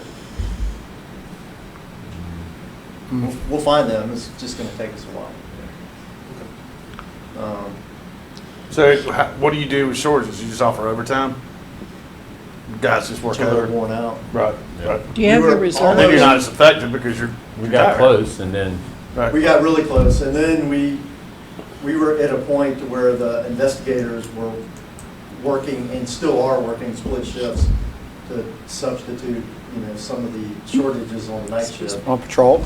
Along with Chris Wilson, our traffic guy, he's not supposed to work in calls other than that traffic enforcement, but at some points, when it comes to officer safety, he's gonna do what he needs to do. That's right. So he's been coming out, trying to work, supplement some shortages. We'll get it covered. How about your reserves? Do you have reserves anymore? We have 0. Zero? We have one state constable that comes out, and he's been a great asset, so we thank him.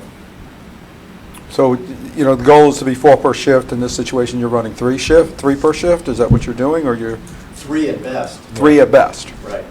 because that's not accounting for if somebody gets sick. Right, Sick, right. or now we've got another officer going to the academy, and we're gonna lose him for 8 weeks. Do we have mutual aids in place with, I guess? Yeah. Okay. Beaufort City, the sheriff's office will back us up, and we go back them up.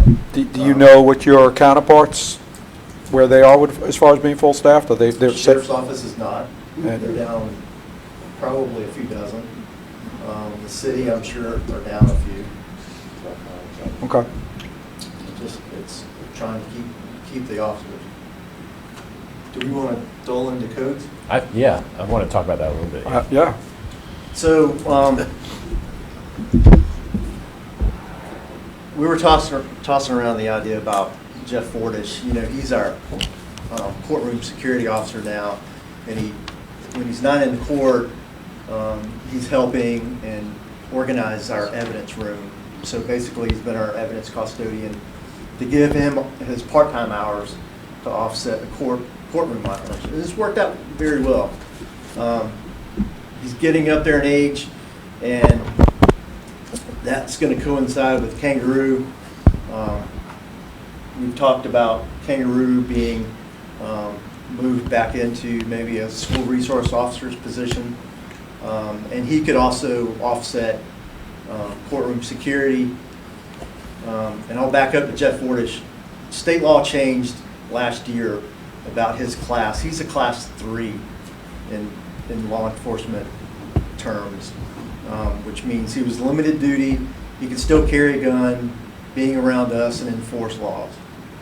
Well, the academy, the training council changed that requirement, and now is going to place him to go back through the academy, and he's 71 years old. He ain't doing it. Okay, he's not going. So when we redo the paperwork for him, we only have a certain amount of time to get him back to the academy and get him retrained, which, you know, he has 35 years of law enforcement experience. So I don't know what they were thinking. So he's not going to do it.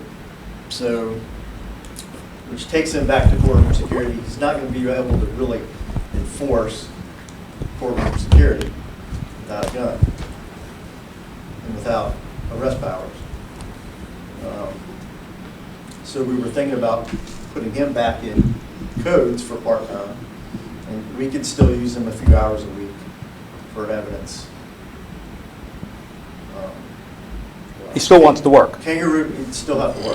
No, he still wants to work. He still wants to work, absolutely. Jeff wants to work. And I Right. brought him the proposal about going back to codes. He's for that. Okay. He just needs those 25 hours a week to make do and to be on a budget. Could he That's not all be a that. state constable? He couldn't be a state constable? What would they think? 35 years of police history, and he's got to go back to He's the got to go academy? back through the academy, right? That's what we said. Kangaroo's willing to go back into school. He doesn't want to, but Kangaroo's getting up there too in age, as you know. He's about the same age as Jeff. So we're looking at some different avenues to switch them up. Kangaroo's great. I wish we could roll Kangaroo and Jeff into one person, because Jeff's got the enforcement and the attitude. Kangaroo's just more. He gets the job done, don't get me wrong, but Jeff was more assertive. Kangaroo, we just got to feed him a little bit. He's a great PR person. Yeah, he's got that social aspect. People love He's a it. great PR person. Yeah. Don't get me wrong. So we're just trying to switch that up a little bit. And they both seem on board with the changes?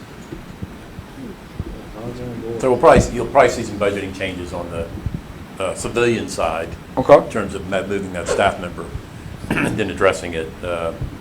Obviously, with the SRO requests, we've got to make that work, because I think Bridges is really after us for an More SRO. than likely, it's going to be Bridges when we get that grant.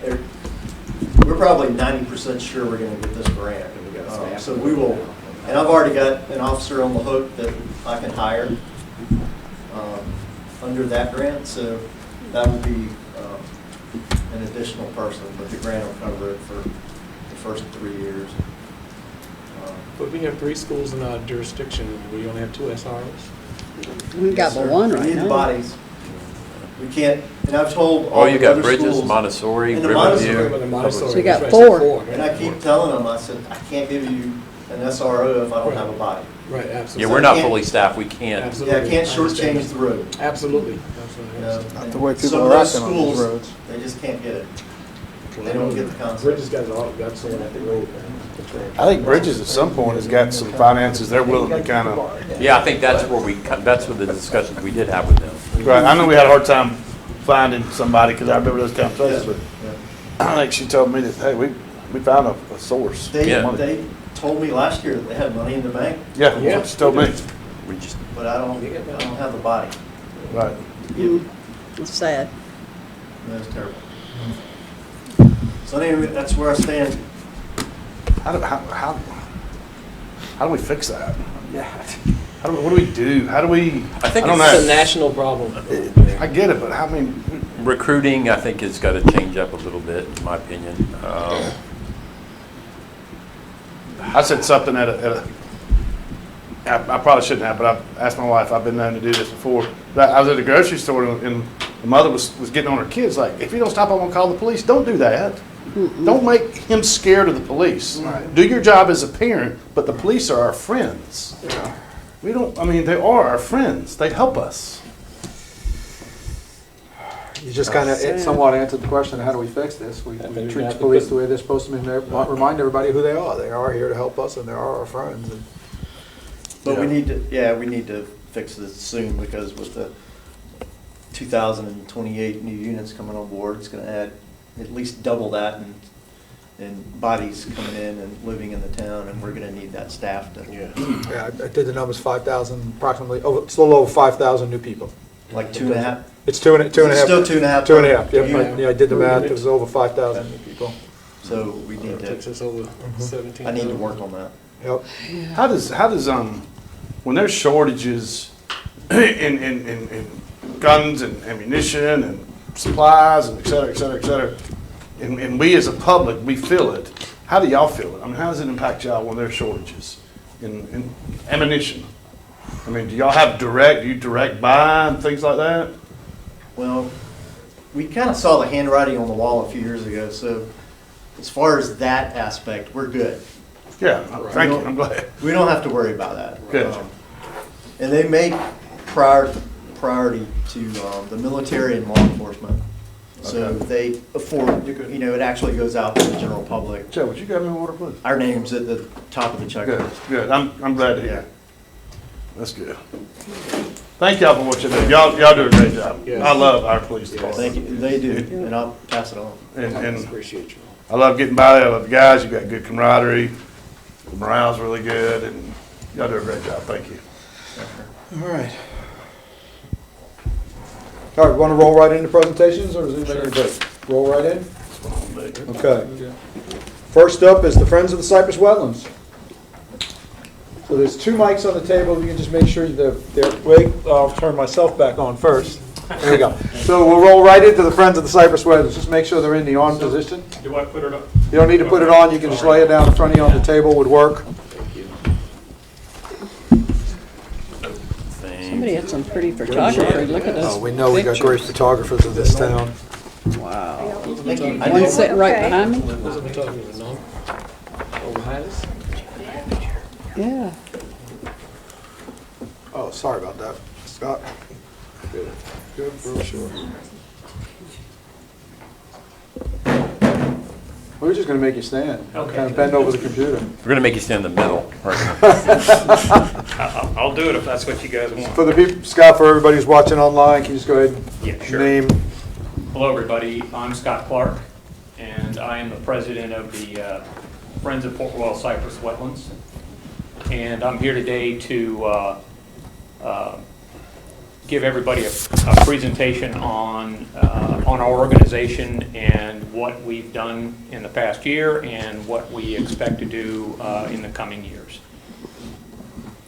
So the Friends of Port Royal Cypress Wetlands is a 501c3 organization formed under the guidance of Pete Richards, as everybody knows, in October of 2019. However, on February 28th of 2020, Pete passed away, but his legacy lives on. The board of directors were proud to continue Pete's vision, working with the town of Port Royal to forward our mission, which is to support the Cypress Wetlands and Rookery, increase community awareness through education, and advocate for maintaining this stormwater retention system as a working organic laboratory. After a slow start due to Pete's passing and a global pandemic, the Friends of Port Royal Cypress Wetlands organization has worked closely with the town of Port Royal to complete an impressive list of accomplishments. The first thing we did was we installed a wetlands cam that's located over there by Carolina Pump Works, kind of at 17th and Richmond. We created our Port Royal Cypress Wetlands website, which is up and running and provides a lot of good activity or good information about our organization. We placed 5 birdhouses around the main wetlands area, and those are maintained by our organization. Implementation of a very successful fundraising campaign, including the T-Mobile grant, and we also received numerous other grants and donations, donations and pledges from several other businesses around town. We sponsor second Saturday and fourth Friday with a Master Naturalist guided tour Jill Moore of More to Life conducts those tours. She does a wonderful job for us, and I'm proud to say that she likes to keep it to 12 people, because you get more than that and it kind of gets difficult to manage. We have been full every single time we've had a guided tour, and I don't see that slowing down anytime soon. I encourage everybody to go on that. Design installation and installation of a stepless pathway from Paris Avenue down to the trail at the amphitheater. I'm sure everybody's seen that. I see it being used all the time. Another thing is we removed several years of sediment and silt buildup along the pathway behind Cracked Egg, and then we regraded and stabilized the areas to prevent this from happening in the future. And we have one board member, Mike Shea, who maintains this area on a weekly basis with, he brings his leaf blower and blows the area to keep the path clean, and my wife and I, we kind of broom it off whenever it needs to, so it's not going to get bad like it was. We had a wetlands work day right after the tornado to clean up all the debris that was caused by the tornado. And as a result of the tornado, we had a tree that went down across the path, and there was another tree adjacent to that was way past dead, that was dangerous, and we had both of those trees removed. We updated the stormwater management information sign and the wetlands trail map up there at the kiosk, the southern kiosk, the one closest to Cracked Egg. And I just want to point out that we're going to be redoing the trail map, because the one that's up there, once we got it actually printed, you can't read it when you get more than 10 feet away from it. So we're having that redone by Wooden Partners. We updated and reorganized the kiosk, all the kiosks, and now the northern kiosk closest to the police and fire station, the southern side of that kiosk is a what's happening at the Cypress Wetlands. That is going to be updated monthly by us with all of the dates of our tours and anything else that we have going on, like Birthday for the Birds. And then Mike Shea, who's a fantastic photographer, is going to be updating it with photographs of wildlife that can be seen while at the wetlands. And then currently the case on the north side is currently empty, but I redid that one for, Brooks suggested that we have a place for other 501c3s and other organizations that want to post activities on the board for things that are happening that month. No more realtor cards? More realtor cards, yeah. Other thing we did, which was our phase one of our renovation project, was we replaced over 250 warped and rotted boards along the pathway and boardwalks. You may have seen we just finished replacing the flat top rail with an angled 2x8. This keeps people from setting cups and other things on the handrail, which eventually ends up in the water. You can see one of Jeff's new trash cans that's sitting right there. Thank you, Jeff. The other thing that we did was we replaced all that ugly black plastic mesh that was on the handrails with stainless steel cable rail. That project is now done. Fantastic. We built the covered pavilion over the observation deck on the east side of the main wetlands off of Richmond Road. My wife handed out the rat cards that we distributed to a lot of businesses around town and around the county, actually. We are setting up a program to make sure those stay stocked all the time, promoting the wetlands and the town of Port Royal as a must-see destination while we're here. Bernadette is in the process of creating QR codes that will be placed on the signage around the wetlands. We currently have a QR code that goes directly to our website. We'll have one for trail maps, wildlife information, including birds, stormwater, vegetation, alligators, and turtles. And I wanted to check with Van and Brooke to see if you wanted us to create a QR code and put it up at the kiosk for the historic walking tour that the town has. We can add one of those if the town so wishes. Some of the things that we have planned for 2022 is we'll continue to sponsor the Master Naturalist Guided Tour. We'll continue to distribute rat cards and updating the what's happening at the Cypress Wetlands kiosk.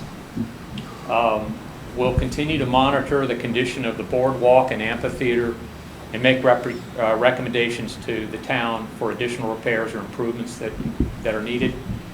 We'll work with the town to construct parking spaces at the pavilion. One of those spaces will be an accessible parking space over on Richmond. Work with the town and Pender Brothers to install trash racks on the curb inlets and culverts that feed into the wetlands. There's two on Paris Avenue right at the amphitheater, and there's one on Richmond, quite large one on Richmond, that is going to have to be addressed to put some kind of a trash rack or something in there to prevent cups and other debris from entering the wetlands.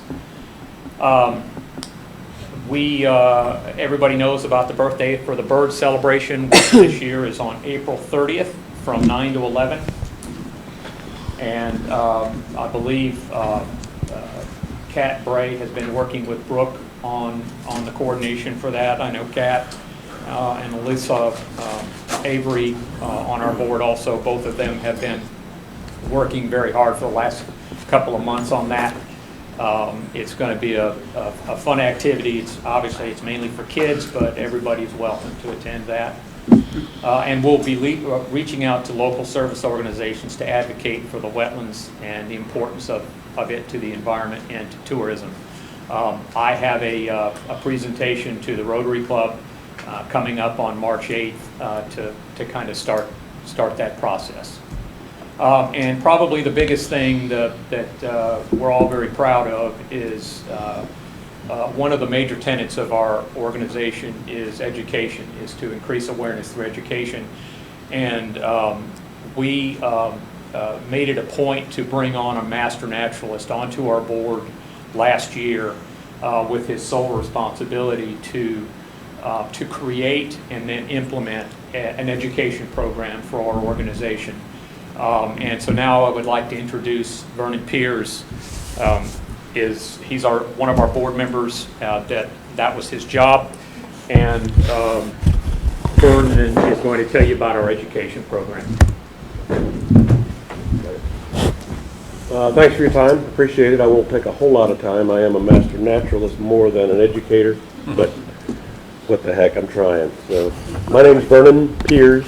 I have gone through the Master Naturalist course. Also, we have Joe Moore who does the tours. He's a Master Naturalist also. So, hopefully bring to light the value of that small little piece of postage stamp of land right there, especially with 2028 new people coming in and all this roof space coming in.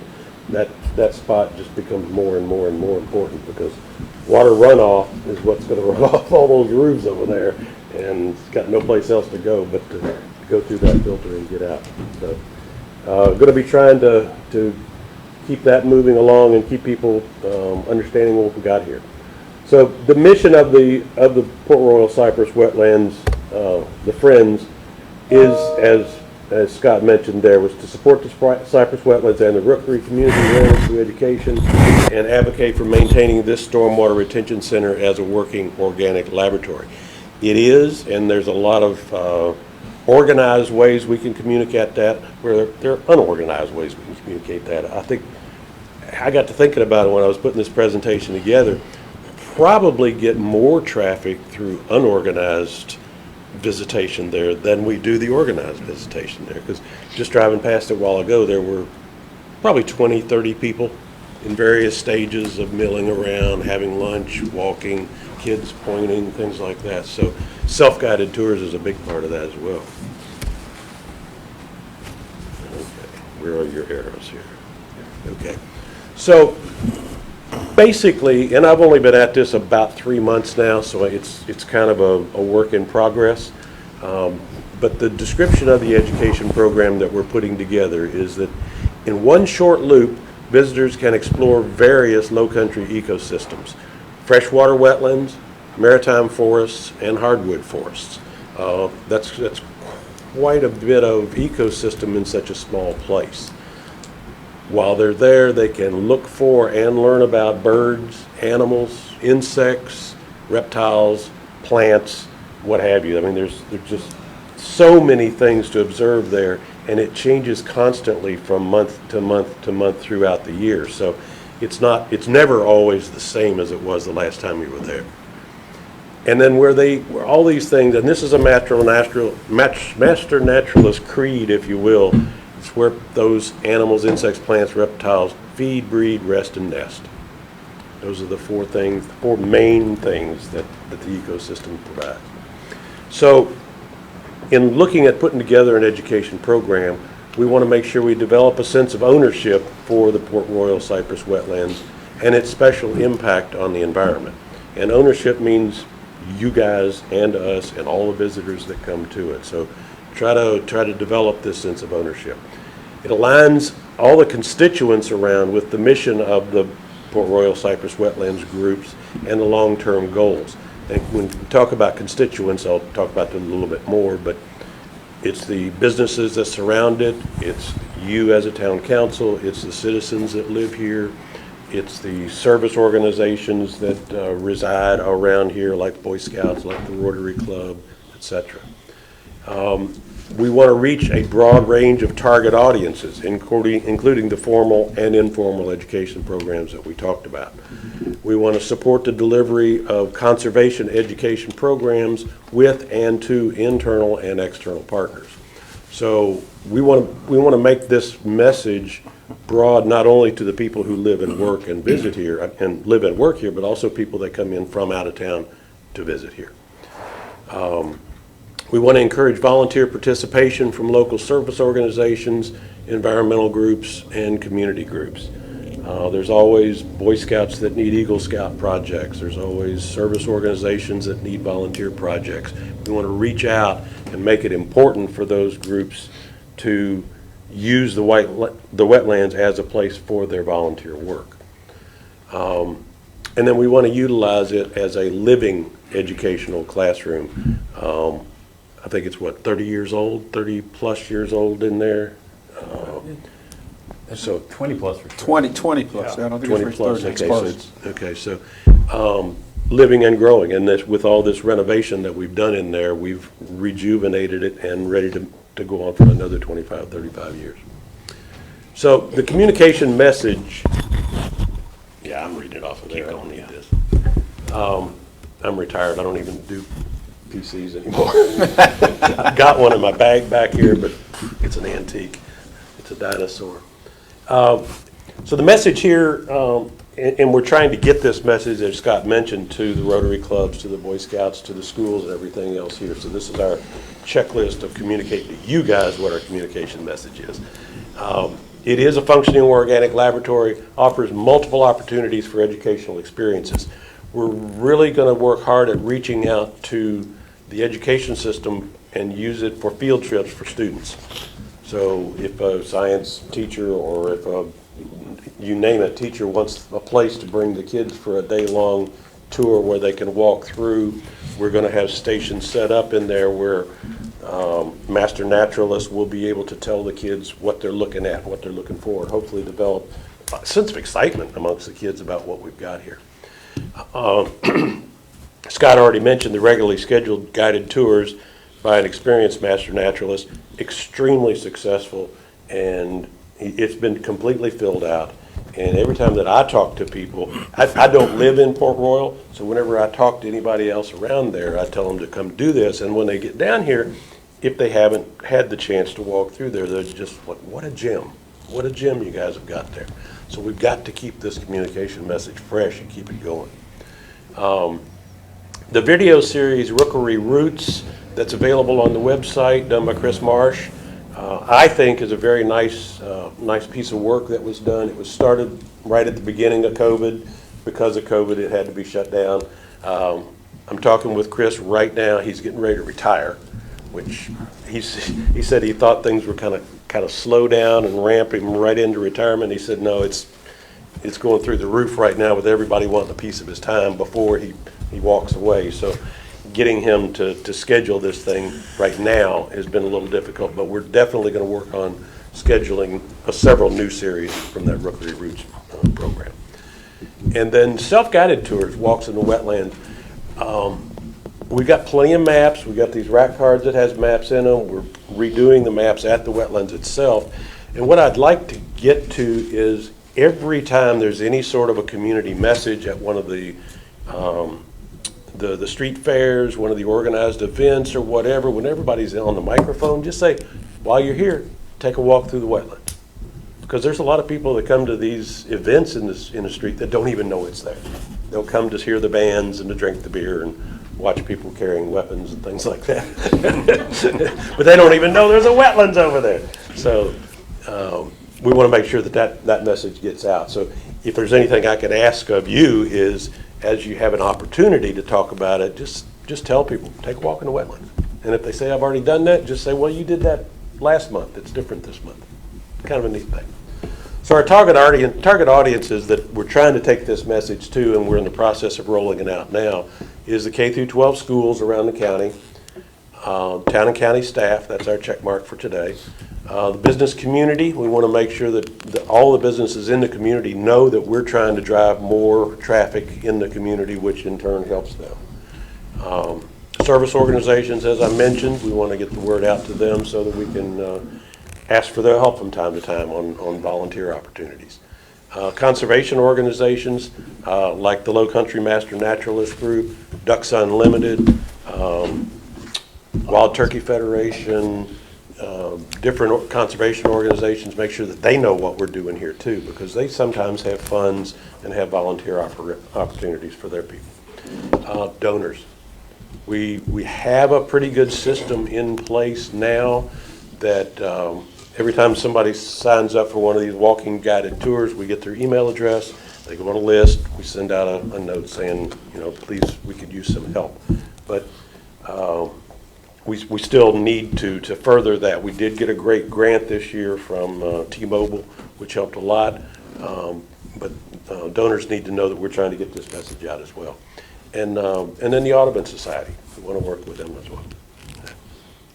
So, key message for you guys here today is the renovations and improvements to the wetlands are nearing completion, and the peak visitation period is on us, is approaching right now.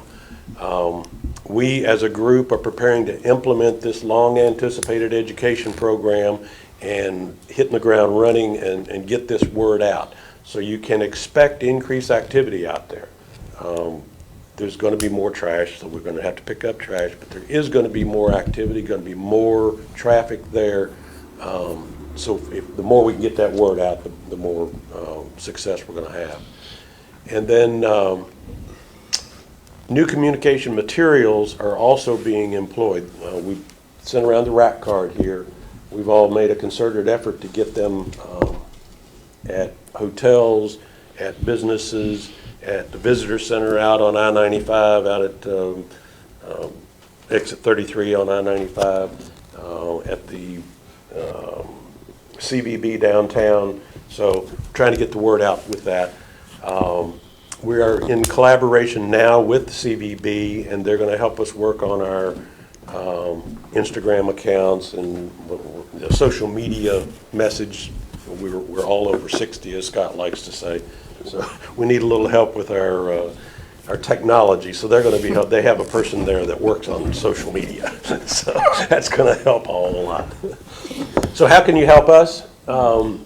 Keep the support coming. We know we've gotten great support from you. I've talked to several of you. Help us communicate our mission and our vision and our goals, and then whatever else you can offer us. So any ideas on how else you can help us, we're all ears right now because we're moving. Great, thank you. Okay, so I'm sorry, Joe. Just No, go. In closing, just want to remind everybody that the Friends of Port Royal Cypress Wetlands was formed in close coordination with Van Willis to be stewards of the wetlands. We enjoy working with Van and with Brooke, and we would like to thank Van for his dedication to the wetlands and his commitment to our organization. I'm fairly certain that the town, specifically Van, appreciates all the planning and contractor negotiations and project management that our organization does that would normally fall on as his responsibility, and we're doing that for him. I hope this presentation shed some light on our organization and how important it is to us, how important the wetlands is to us, and we look forward to continuing that relationship for years to come with the town. So are there any questions or comments that anybody has that we can answer? I just think y'all have done a great job. The brochure is really pretty, the rec cards. It really brings out what you have there to offer and what people can come see. There's a lot of talk among people how wonderful it is, and they enjoy walking through there and seeing the new animals and things like the alligators and the birds and the turtles. And, you know, I just think that this has gone from really nothing to now major in our town. It's one of the focal points of our town, and we appreciate what all y'all have done to make this happen, and we continue to support y'all with that. Thank you. That means a lot. Thank I you. think it's great, and I think Pete is smiling down now, and I he know. would be proud. You know, this is an amenity in our town. A lot of people miss the point that it's actually a filtration system before the water's discharged out into our rivers, and that's really important. So thank y'all for being good stewards of the environment. Yeah. I think that's important to note is the primary function of this is stormwater management for the town. It just so happens that the secondary function is an amenity to the town. Have something like this in the middle of an urban setting is second to none.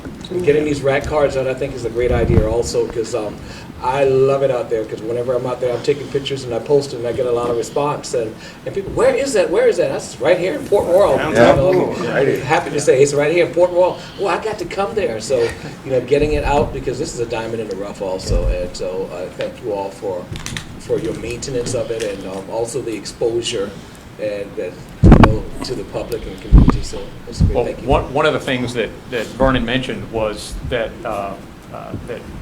you know, that we have to somehow, that we've been working with the CVB, something that none of us knew because we're all over 60, is, and this goes back to your point earlier, is this, we met with the CVB last week with Rob Wells and his team, and they have a way, this freaks me out, they have a way to tell, because one of the things, when I was spending hours and hours putting together the grant, the T-Mobile grant, was they asked, you know, how many people visit this thing every year? We have no way of knowing that other than just going up there every day and saying, okay, how many people? And, you know, that's forever, takes forever. They have a way to tell us, tag people on how many people come every single day to the wetlands. And I mean, that's a little big brotherish for me. Well, they can tell you where they came from and where they went after that, too. Yeah. That's that geofence we carry. It's all because we carry these. That's pretty cool, not just for our organization, but it helps all of us know how many tourists we're getting to the town, so that's pretty special. And to track how it's increased. Shut off my location. No. It doesn't matter. This map is great. Yeah, well, it's not great enough. It'll be better. It's a great start. Yeah. But who'd you use for when you covered the viewing station? Used a guy named A&A HDZ Construction. It's Okay. Christian Hernandez. He's the probably the largest residential framer in town, and he's a good friend of mine. Yeah, it looked great, so I just did those. Which I also want to point out, everybody that, I got to thank Gray Family Foundation and Richard Gray for providing material as well as providing a very generous donation. Port Royal Ace Hardware provided they provided all the other information for material for phase 2, and provided a very generous donation. And Christian and his organization not only gave me a very good price on to do all the improvements that he did there, but he provided a very generous donation as well. So they put their money where their mouth was. And you did hear that, right? You heard what Scott said? Port Royal Ace Hardware. That's right. Yes. You did hear that. One of the things you can always help when the paper, everybody's Buford. Yeah. Buford. Yeah. Yeah. So when we hear it Port Royal, we get excited because it is Port Royal, That's it's right. not Yeah. Buford. Burger King, man. Yeah. To the Burger King. Raise the Burger King. Heard me say it. But just wanted to hear that, Port Royal. Speaking on Rotary Club, Yes, I'm coming to the park. Presentation of the economic. Which one? This three? what time do I you meet? What days don't do you know. meet on? Wendy Zara's and Janie Eflin are members. We meet at the Hilton Garden Inn. Dean isn't, no, so that's on Tuesday. Okay, so you're at the. Yeah. Yeah, Hilton Garden Inn, that's right. Yeah, Yeah, Hilton Garden Inn. Are you Okay. coming? I was there. I You just the one you just did last I month. just spoke. I'm just saying, I'm members of the one that meets on Wednesday. We can get you in front of there to speak too. There's All right. actually, there's three that There's meets. three. There's one that meets on Sea Tuesday. Island Rotary, Okay. Buford Rotary. We meet on Fridays. And what's Okay. yours? Friday morning. What's your Let me what's know the name of yours? Kevin's Low Country, that's the Kevin's third. in the old man club. There's three. Sea Island Rotary, Buford Rotary, and Low Country, yeah. Rotary. And theirs is great. They do I'd Friday love morning. to. breakfast. Right now, Jill and I are coming to the one on Tuesday. Okay. I'm going to pretty much give a shortened version of what I just went through, as well as go through Vernon's portion, and then Jill's going to give us a nice presentation on what we can see right now at the wetlands. Okay. So I'd love to do it wherever. Yeah, we'll get you in front of some more. Yeah. So they're stacking themselves up with a lot of Port Royal That's in it. news. That's it. We hit them all. Yeah, yeah. CIP wise, I know that we have a current project going on. We've got an operational project that we're funding the maintenance and the operation side of the wetlands. We've got a current project to build the Yeah, and I talked to- outfall facility. Dean Herrigle is backing off that right now because it's the breed part of the season. Yeah. And so they don't want to do the install until after all that. So we're gonna put the boards back in and fill it back Yeah, up? he's put in enough boards to get it up, the water levels back up. But you and I talked last week, and but there's going to be some mowing done in a couple of areas. Okay. But the big thing is he wanted to back away from doing the water structure. I know it's gonna be install. hard to work around the birds, and then when the birds are gone, it's rainy season, and then he needs the water gone, and I know it's a difficult Yeah, one. right from now until May is not a good time for birds, because they're Right. starting their nesting season. Right, we don't want to disturb the babies. Yeah. We don't want to disturb the babies with jackhammers. Yeah. In any way. So we're gonna have to really work harder Yeah, on that, and it may be that we have to do it a different way to get it pumped down faster and Yeah, I just told him dry. that was Okay, fine. well, that's good. Is there anything else? You know, we've got that in the budget right now. We're thinking about next year's. Please get with Van and staff early Yeah. on, and, you know, we obviously are looking at it from a stormwater perspective. One of the things that I didn't mention, I wanted to get with Van on this to see if he thought it was worthwhile, is all the new wood that we put up, I did use #1 treated, which is the highest grade material that you can use that's pressure treated as well.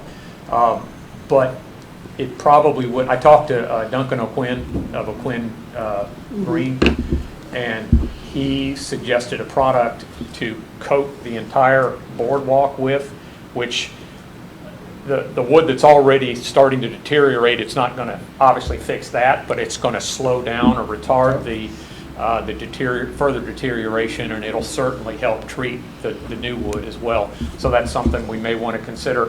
And then I think we always need to put something in the budget for, until we can get all the boards replaced. We replaced about a fifth of the boards, so we've got another 5 years to go to get all of them replaced. So I would say that, and then the boardwalk between 14th and 15th is in pretty bad shape. It's going to need a major overhaul at some point, and I can help you calculate. You know, I can work with Christian to give you some costs on that if you'd like me to.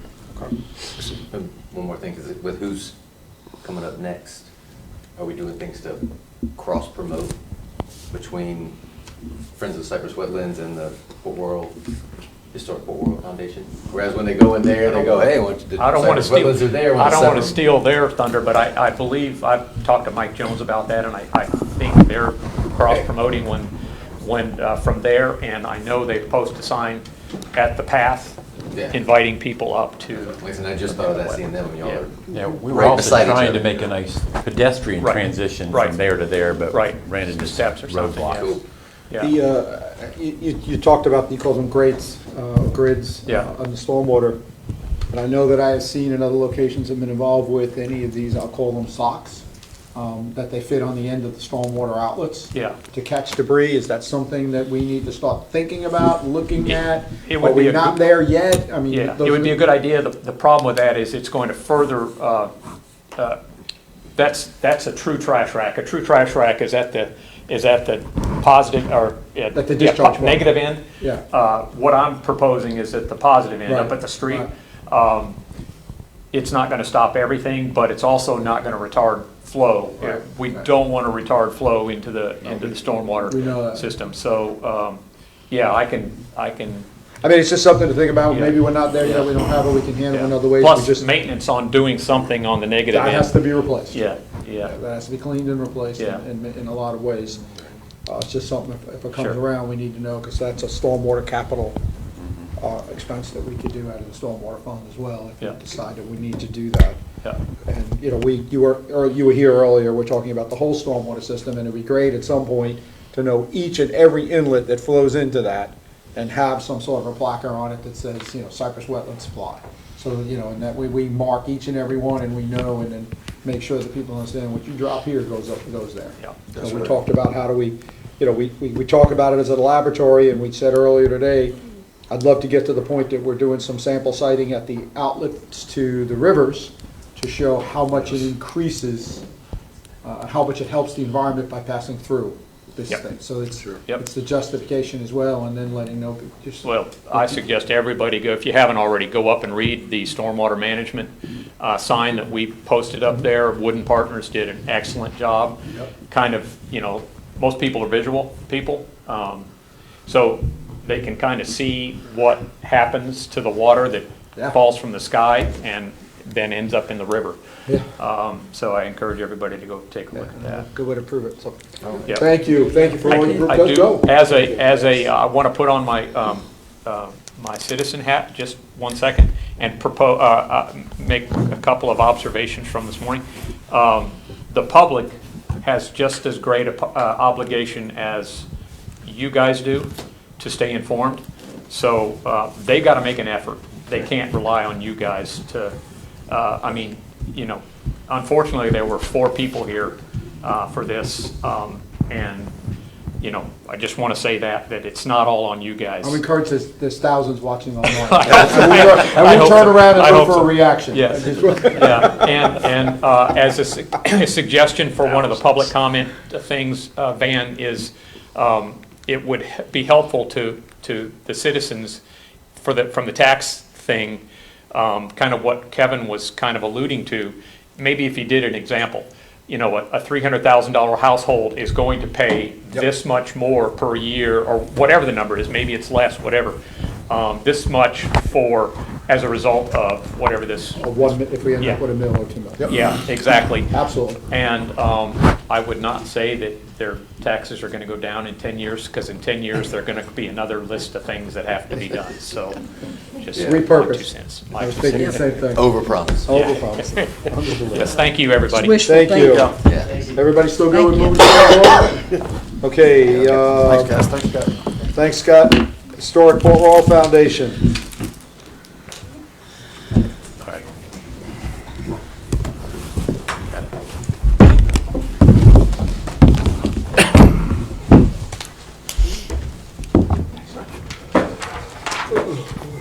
Welcome. Thank you for having us. I really appreciate the opportunity we have to come chat with you for a few minutes. Thank you for the material. And I'm the new girl on the block, so there may be a lot of things that I don't know. And thankfully, we have Eileen here. But so we'll just go through and tell you where we've been and where we're going with this. There's so many exciting things about the foundation and the museum and the direction and the growth that we're going to, that you guys are, hopefully we're going to knock your socks off here in this next year about what's going to go on. For the thousands that are watching online, go ahead and state your name. Okay, Pamela Courtney. I'm the new executive director. Thank you, Pamela. Of course, our mission is to protect, preserve, interpret, and promote the history of the town of Port Royal. That's our mission. And an example of this is the tree across here at the Stephen C. Millett Park, and it's to preserve the southern magnolia. I had to look this up, serious. Do we call it magnolia with a capital M? And found out that it was a southern magnolia. So we got it right. grandiflora. Yeah, that's, but the tree across the tree across Right the there. street. Yeah, there you go. Yep. All right, and to improve the commemorative marker that is there, to remove the electrical board, and to add a park bench. Good. Another example is one of our cherry structures, which is the Metcalf Building. So what do?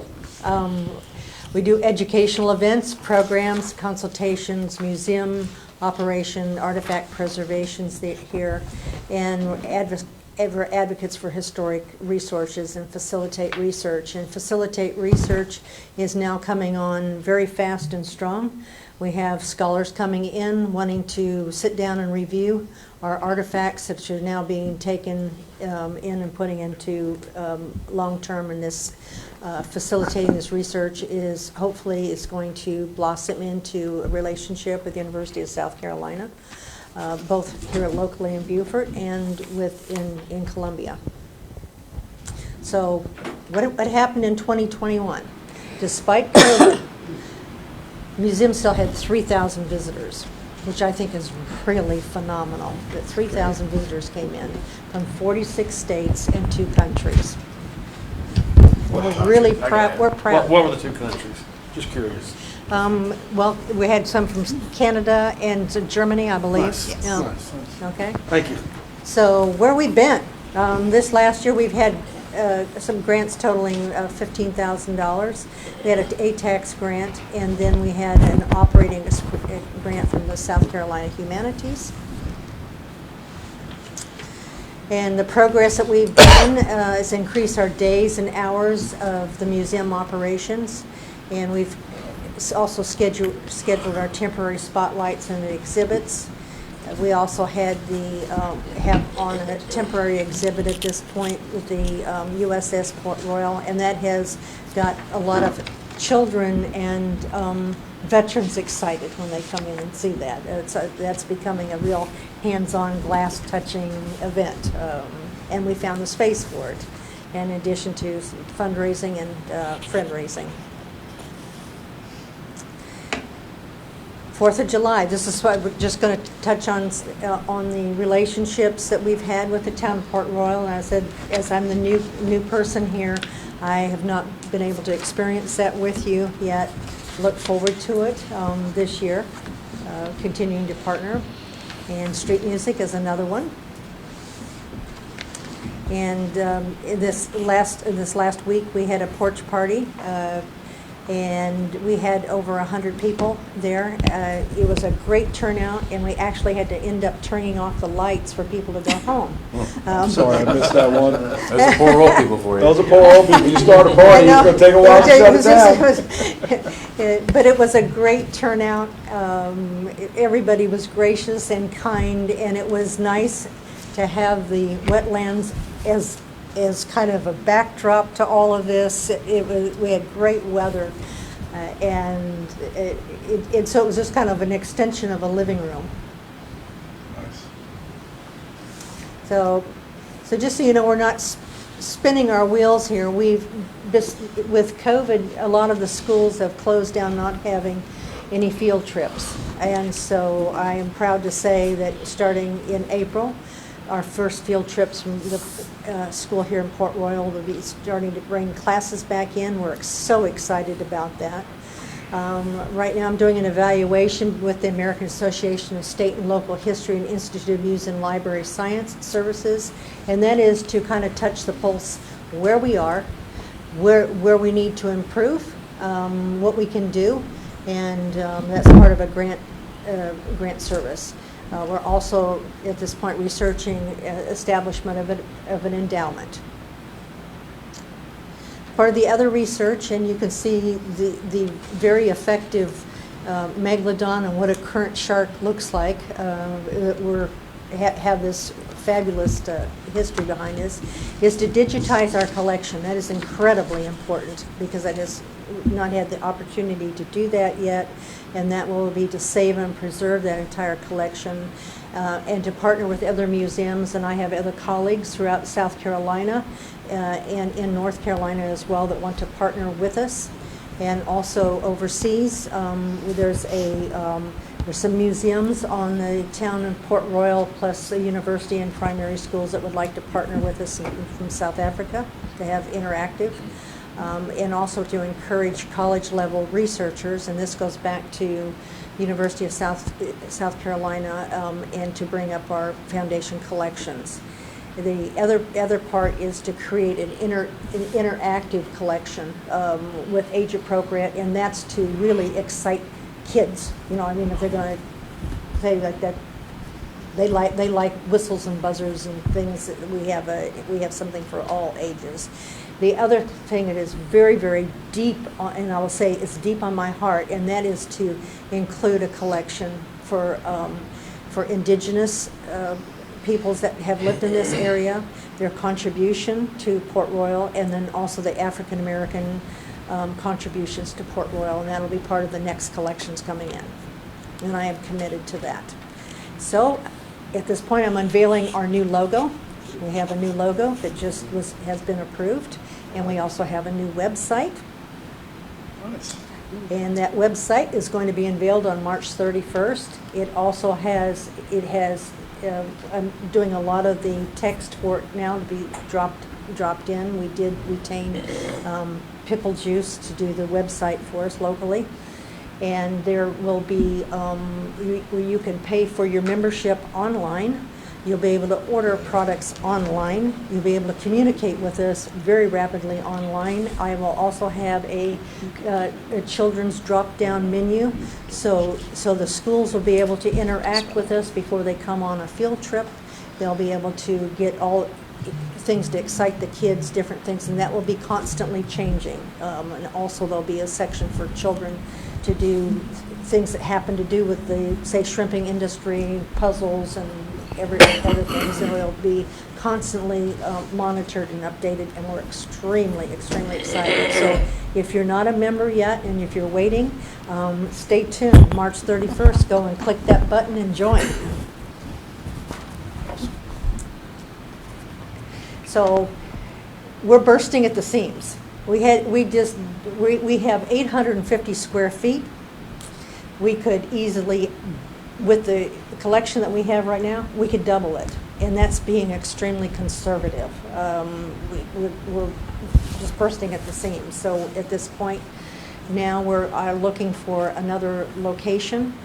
We prefer having a historic building, but we have so much to bring forth in the ideas and promotions that we will really make you guys so proud to have a museum right of this caliber that's coming right here in Port Royal.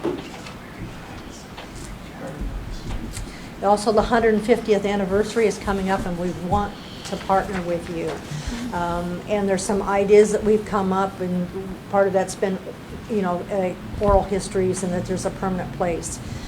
Another thought would be to partner with the town and have a road race, whether it's a half marathon, 5K, 10K, possibly the potential of sitting down, because there's only 2 years left, to talk about having a regatta we could partner with you on, and also to partner with lectures and the town birthday party. But we're open to ideas, we're open to input.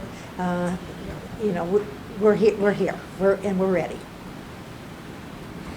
And also to be a partnership with the Historic Foundation with creating a maritime educational program that is extremely important, and partner with some fundraising opportunities. So we also have some challenges, but I have to say we have opportunities, and that's right now we currently have a membership of 59, I believe, 59. We want to turn that out to 100, and to increase our volunteers to 30, and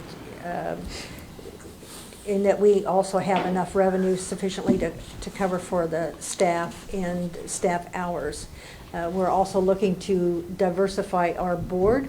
It's incredibly important to everyone on the board that we have that's completely representative to the underrepresented, and that we obtain grant funding and some private donations. Our total fundraising goal for this year is $75,000, and in 2023, $100,000.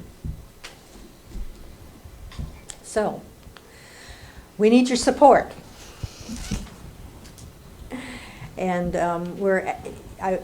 Eileen can step in at any time that she wants. We're requesting $45,000 for fiscal year of 2022. We would like to be part of a recurring line item budget with the town. And although we're not asking for it this year at all, we would like to, at some point in time, sit down and chat with you in this next year about consideration of matching funds, whatever we're bringing in. And we would like to have some partnership assistance with marketing. We want you to talk up the museum and drive people in here. We have them, and we do have with the wetlands. You know, when they leave us, we encourage them to go. You know, take the family, take a walk, go down and go for that other extension that we have.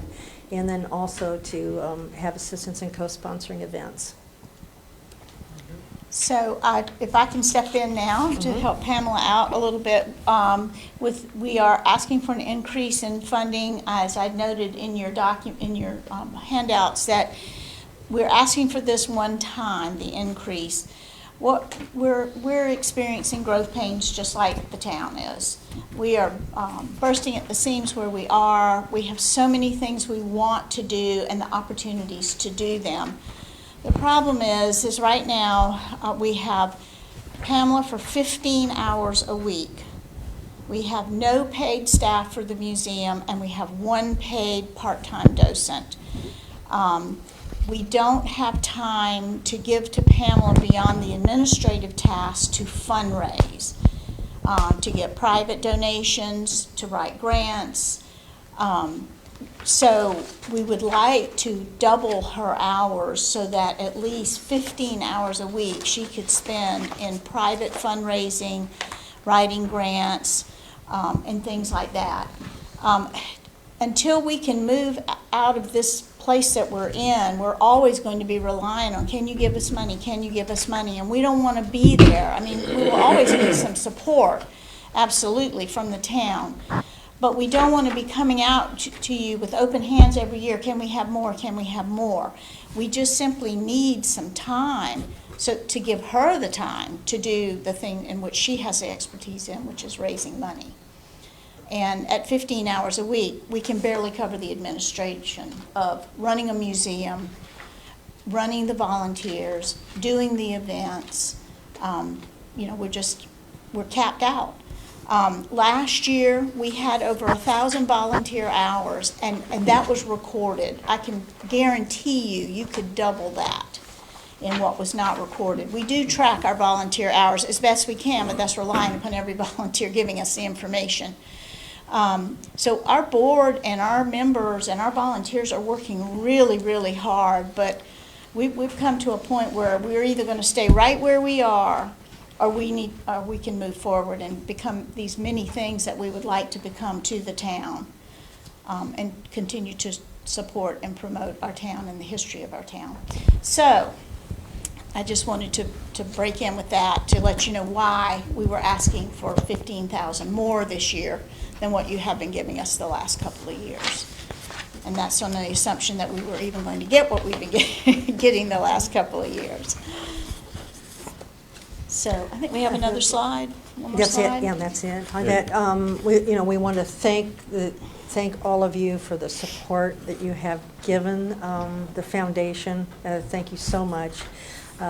We have 2 slots that we're expanding the board in the next 2 months. And so we're being extremely thoughtful and careful about those 2 people that will fill that slot, that it is part of the vision as we go forward. We're really being extremely careful about that with much consideration. Yeah, Jolie is definitely at large, so. We love Jolie. All right. Thank you, council. Questions, items of discussion? Thank you for what you did with the town. Thank you. So you're asking, so 45,000 and then that would be reoccurring? That would be the new, because right now we. No, she said not. No, we were asking for the increase this year, for this year only. And it would just be a 1 year? 1 year. And then after that, we would like for the town to consider making us a permanent part of the budget at whatever amount we all come up with at that time. And traditionally, we did, I thought it was 25, but you're saying it's 30? It was 30. Okay. 30,000. For some reason I was thinking 25. And believe you me, we've appreciated every nickel of it. Now, where y'all are now, Yes. is there, and you'd like to be in a larger space? In a historic space? Yeah. Yes. Okay. Yeah. And You we- have your eyes on something, I know you probably don't want to say it out loud. I know. I figured as much. We do. We have spoken with them several times now under the old ownership and now under the new ownership. We have research grants. We've spoken with someone who's very knowledgeable about the steps along the way that we would need to take. It's not something that, well, we don't even know if it could happen. Even if they told us today, sure, we'll donate the building or we'll sell the building or whatever the case may be, it would be a while. We're not looking for anything to happen tomorrow or even this year. We would like to have some steps in place by this year.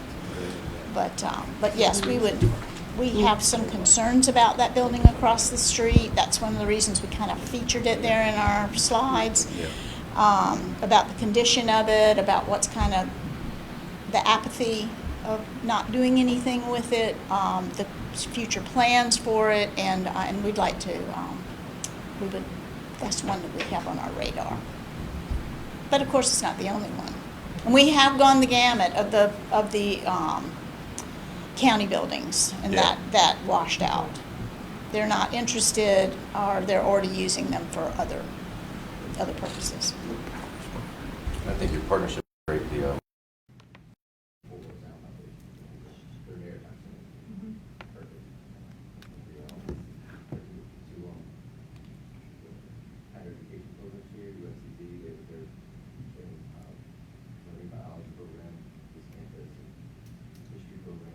I've already contacted USC because that's where I previously had previously worked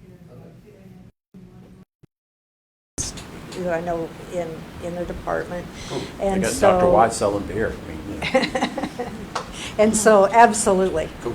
Yeah, in the history department, and then, with all of the states, we have so many fingers that we can collaborate with the university here and in Columbia. All in also for postdoc students to come down. We have a wealth of information. Have y'all talked to Scott Todorsky, who's with the Reconstruction? He's a superintendent at Reconstruction. Oh, many times. He is a fantastic resource. We've been partnering with them a little bit. We haven't actually done anything per Yeah. se other than exchanging. We'll put your brochures and you put our Right. brochures. And we would like to do more, but again, we're just so time limited. Yeah. So, like I said, we're kind of spinning our wheels right now trying to figure out how can we grow and raise money. And that, raising money in and of itself is time consuming.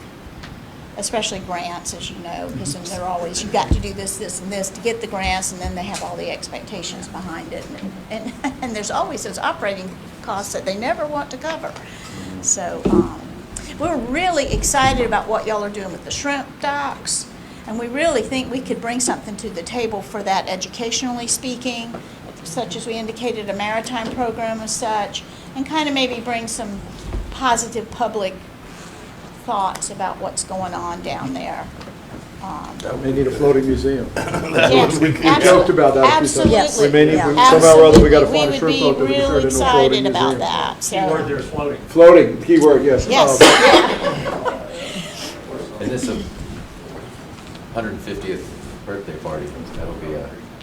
We gotta start planning that, Your actually. It's, birthday. 2 years. That's the is gonna No, go town's by birthday fast. party. Well, that's a, I mean, you know, that's a really good opportunity to partner in terms of addressing Yep. some, maybe some 150th funding. anniversary. Y'all served in that official capacity for the town to assist with that, and Yeah, that's the way we can Yeah, we can partnership. make that huge. Yeah. And we I would mean, like it to would make be, that and we have to huge. do it now, because we're Yeah. 2 years off, 2 and years is when anything, we start. Well, it wouldn't matter 1 what year, it 10 was. months. You've got to get the word out, and if you're, it doesn't matter whether we're having a regatta or a race or whatever it is, Or you've got to both. reserve, Well, both or all.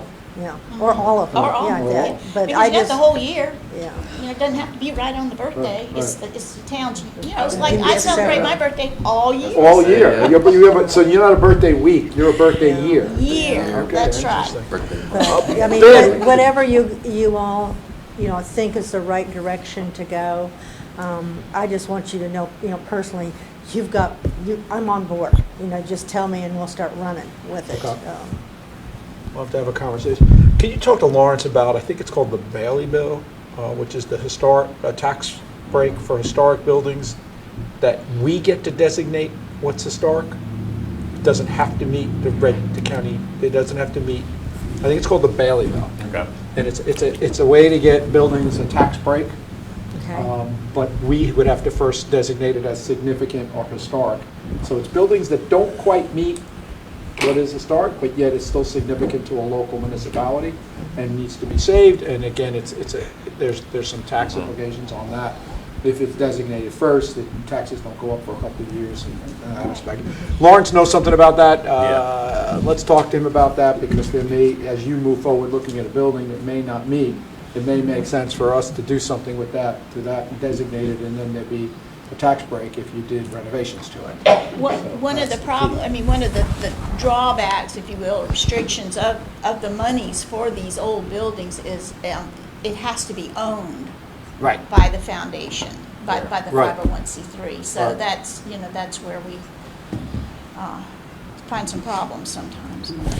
I had a couple of questions for you guys, if you have a second. I mean, Sure. if you're done with us, asking us. Sure, go ahead. So we had written to you guys a few months ago about the 4th of July and about exclusivity at the street music. So, and so we want to know, do you want us to come back for the street music as your refreshment vendor? Yes, I think so. No plans on changing that. Okay. Yeah. Can we ask that we be the exclusive, at least of what we sell, vendor, which is popcorn, sodas, water, and beer and wine? This is just too small to share it. I mean, we're netting about $200 of street music, and we're appreciative of every nickel, but it's about 12 volunteer hours. I mean, it takes some time and organization, and so for $200, we'd like to be the only band out there. Yeah, I think we've addressed the other problem with that. So, yes, I think I mean, that's fine, and there was no harm done, no foul. Yeah. We never even thought we would see anybody else out there. And we're like, what? Well, we were surprised too. Okay. So, and then the other thing is do you want us to do July 4th again? Because we need to start preparing. The July 4th on July 4th or the one we did a few months later? Well, how about both? Yeah. No, at least, you know, we have to start doing our licenses and gathering up our volunteers. That's a really big day. Are y'all interested in having that as doing that again? Is this an official deal? No. Okay. You just ask us every year. Some years we say no, and some Yeah. years we say Okay. yes. So this year, And so we're asking you this year, do you want us, because we are willing to do it? okay, so you want us this year? Yeah, do you Okay. want us? So what do we need to do to make that official then? I mean, just let us know that we are the people you want to have down there as a town representative selling the beer and wine. sodas, water, whatever. I mean, we know other people are selling hamburgers. Oh, we have the Boy and Scouts stuff. come down and do their, No, I'm talking about the street music. I don't. it's a long story. Nope, yeah, we had a problem. I missed that. Well, it was a misunderstanding. I missed It that was. one then. And I was involved, and Van Willis was involved, and then Joe got involved. Oh, I missed I got that dragged one in. then. Yeah, I got dragged in. yeah. We didn't realize there was a mobility issue, so. Right. It was definitely a misunderstanding. Yeah, but, that's, Yeah, so, but because we can't take official action here at this, where we are today, how do we Is just, that your intent?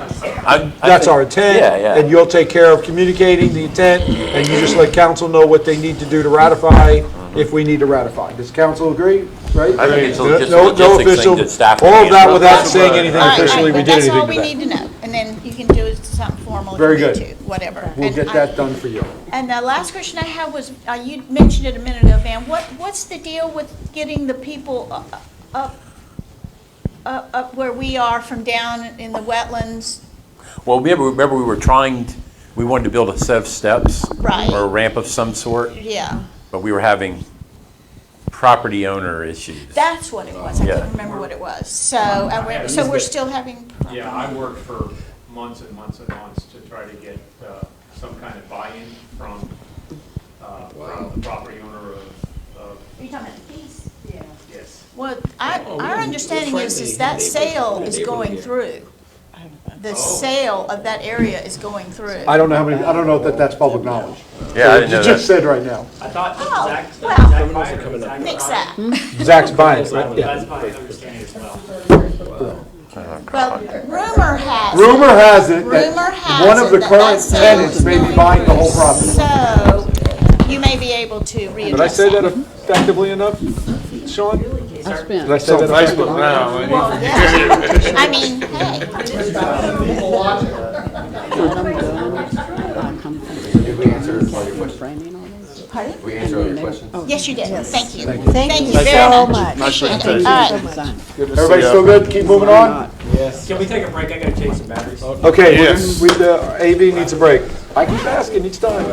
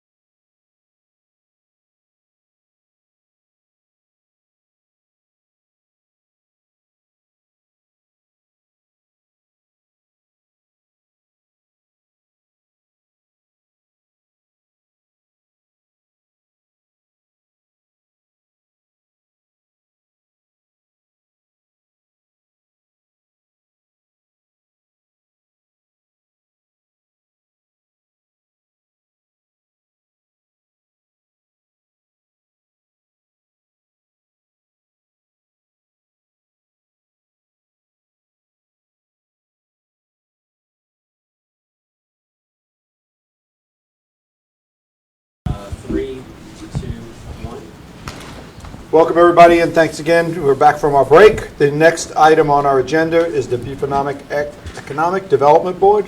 Greg Shelton. Greg, welcome. Give me a second.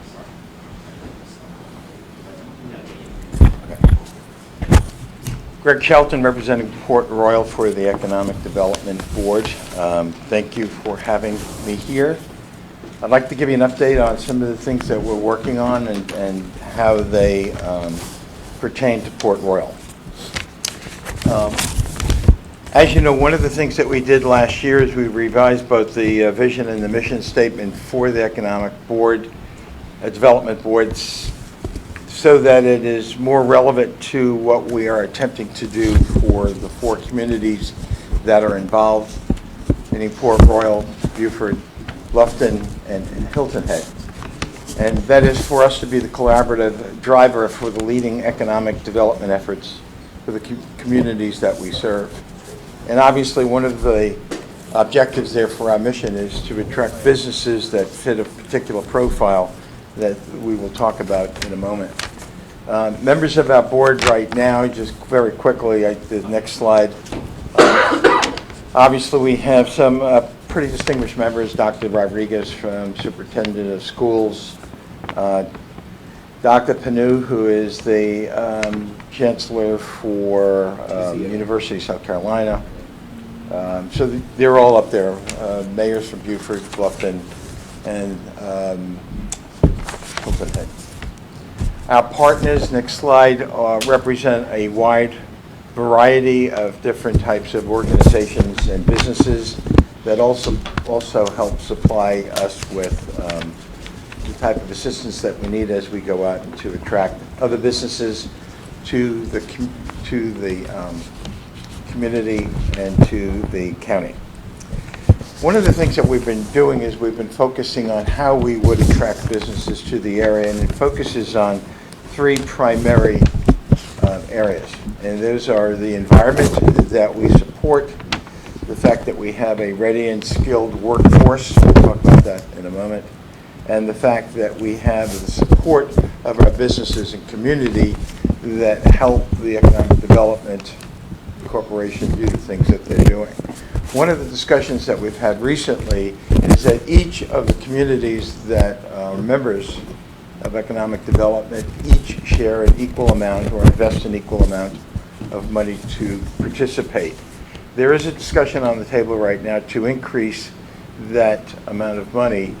It has not been finalized, but somewhere in the neighborhood of an additional $10,000 to $20,000 a year. That topic has come up in the last 2 board meetings. I don't know if there's been a wide acceptance for it, but it's still under discussion. And that, right now, like I said, I think where it seems to be going is somewhere in the neighborhood of about $35,000, so a $10,000 increase a year.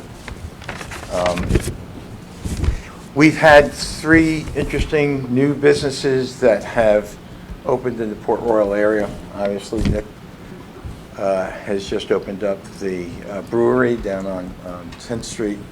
Stoneworks, Van and I and Kevin Phillips participated in the walkthrough of Stoneworks mid-year last year. A very impressive organization.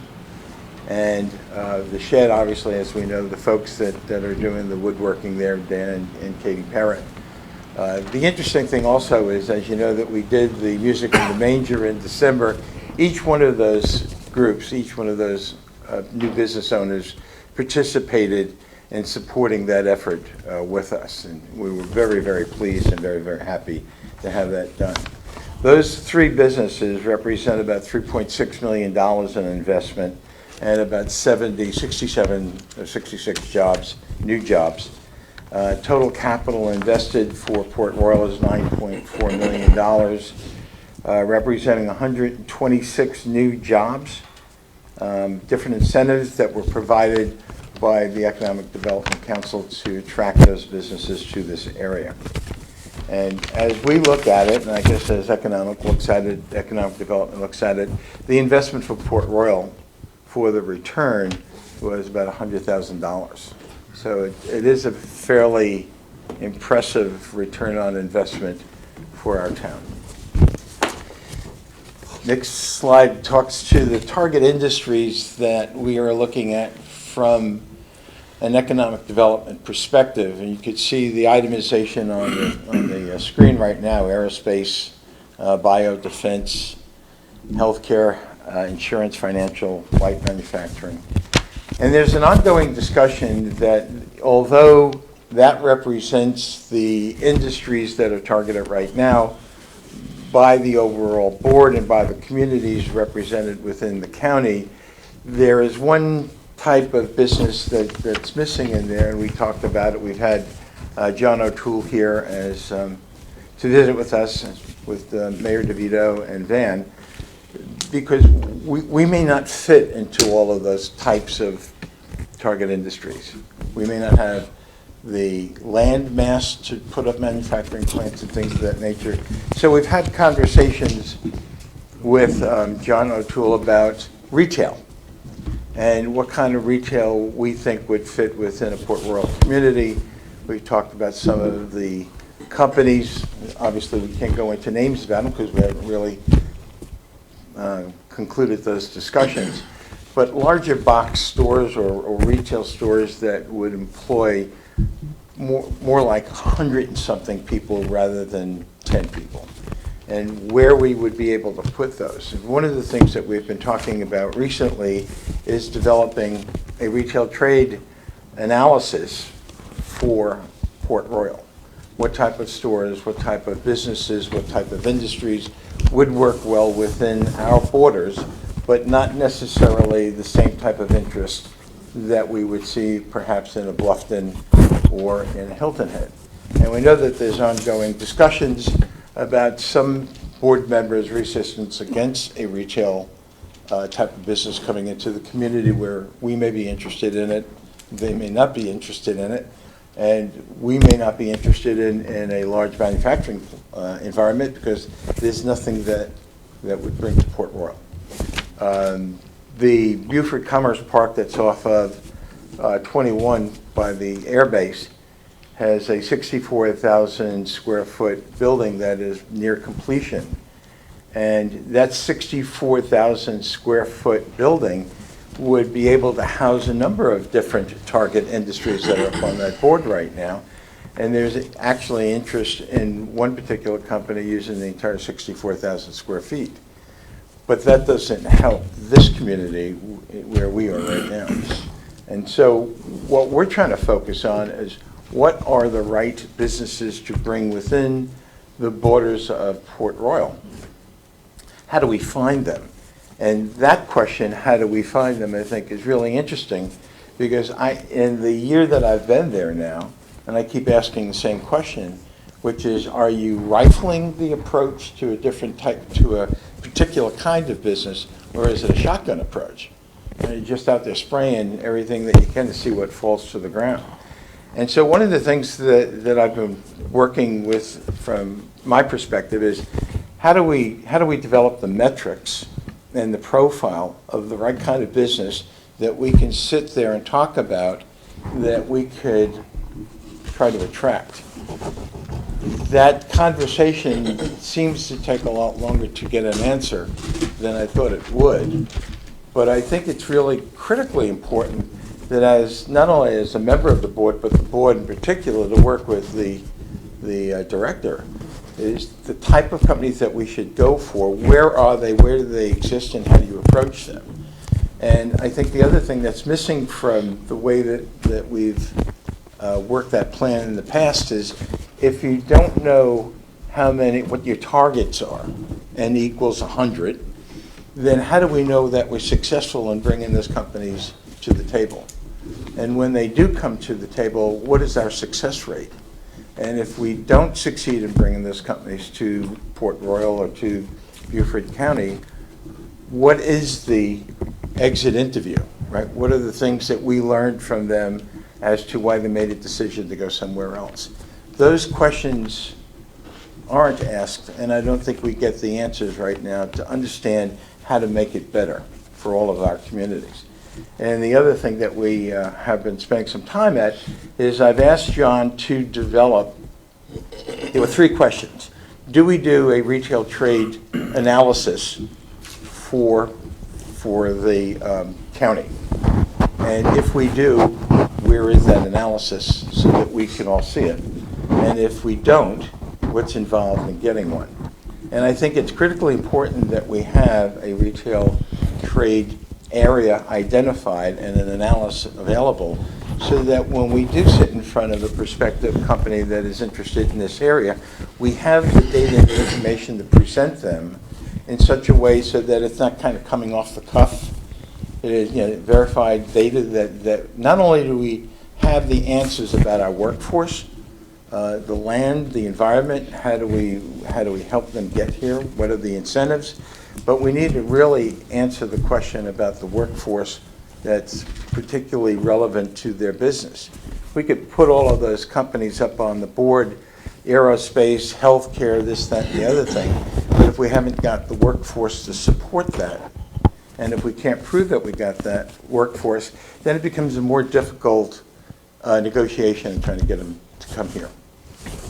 And so one of the other things that I just recently asked for from SCA, the South Carolina Alliance, was I'd like to see a workforce analysis for this area within 45 minutes of Port Royal, either coming in or going out. And it was very interesting because what I was looking for in particular, one of the target areas that we had up on the board a few minutes ago was back office support. And some of that back office support was one of the things that initially brought me down here was to put 200 jobs, call center jobs, within Beaufort County, i.e. Port Royal.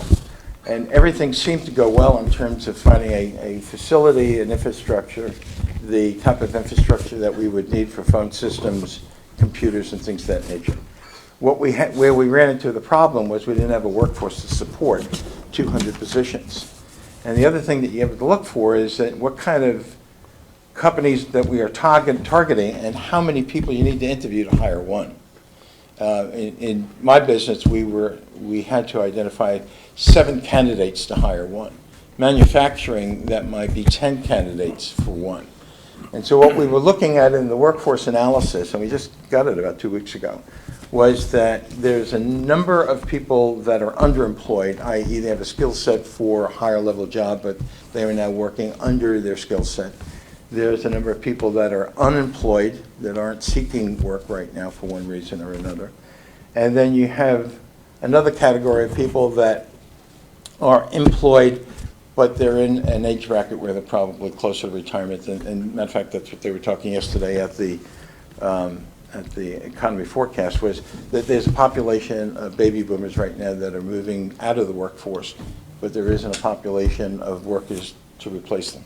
Young white guys playing video games. Remember White guys play video games. That's right. So they're not re-entering the workforce after the pandemic. that was one of the things that they said. Right. The population of white men coming back into the workforce has really declined since the pandemic. Wow. So one of the other things that we're looking at right now, I guess, and this is kind of where we're focused, is we've had a number of conversations about identifying the right type of business that we could bring in here that would bring a high number of jobs with it, right? And so we really want to get the entire board focused on the fact that there are different needs and different wants by community. Hilton Head has a different need than we do. We might have a different need than what Beaufort is. And that one of the comments that we had that kind of got our attention was that even though we as a community want to see if we can attract retail here, some of the other members were saying, well, we don't want to look at retail, we're not interested in retail. So we need to all get on the same page with that. But there was the last slide that we had, and I think this was one of the things that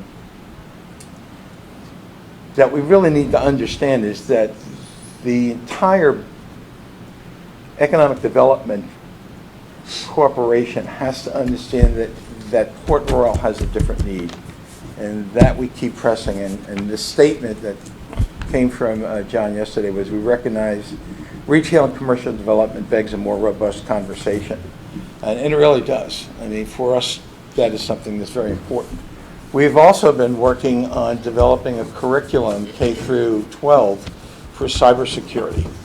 There is a ongoing effort within our community right now to develop a curriculum that would be a training program from grammar school all the way up through college, so that by 2030, we become the recognized source for those candidates graduating from high school and or college to help fulfill the needs that will be out there in 10 years or so for cybersecurity.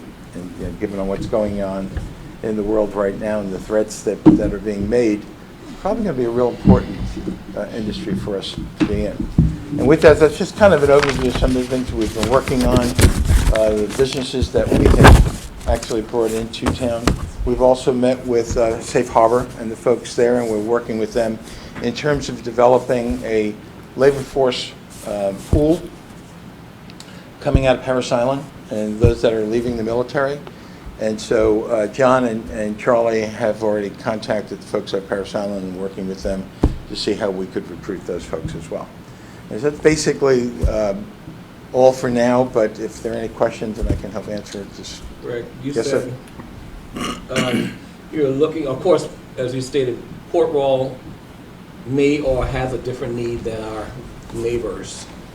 And many aren't receptive to entertaining the idea of big box retail, or if we were interested, you know, the availability of land for these types of industries is very limited in Port Royal, with an exception of that little stretch between Broad River and Shadow Moss.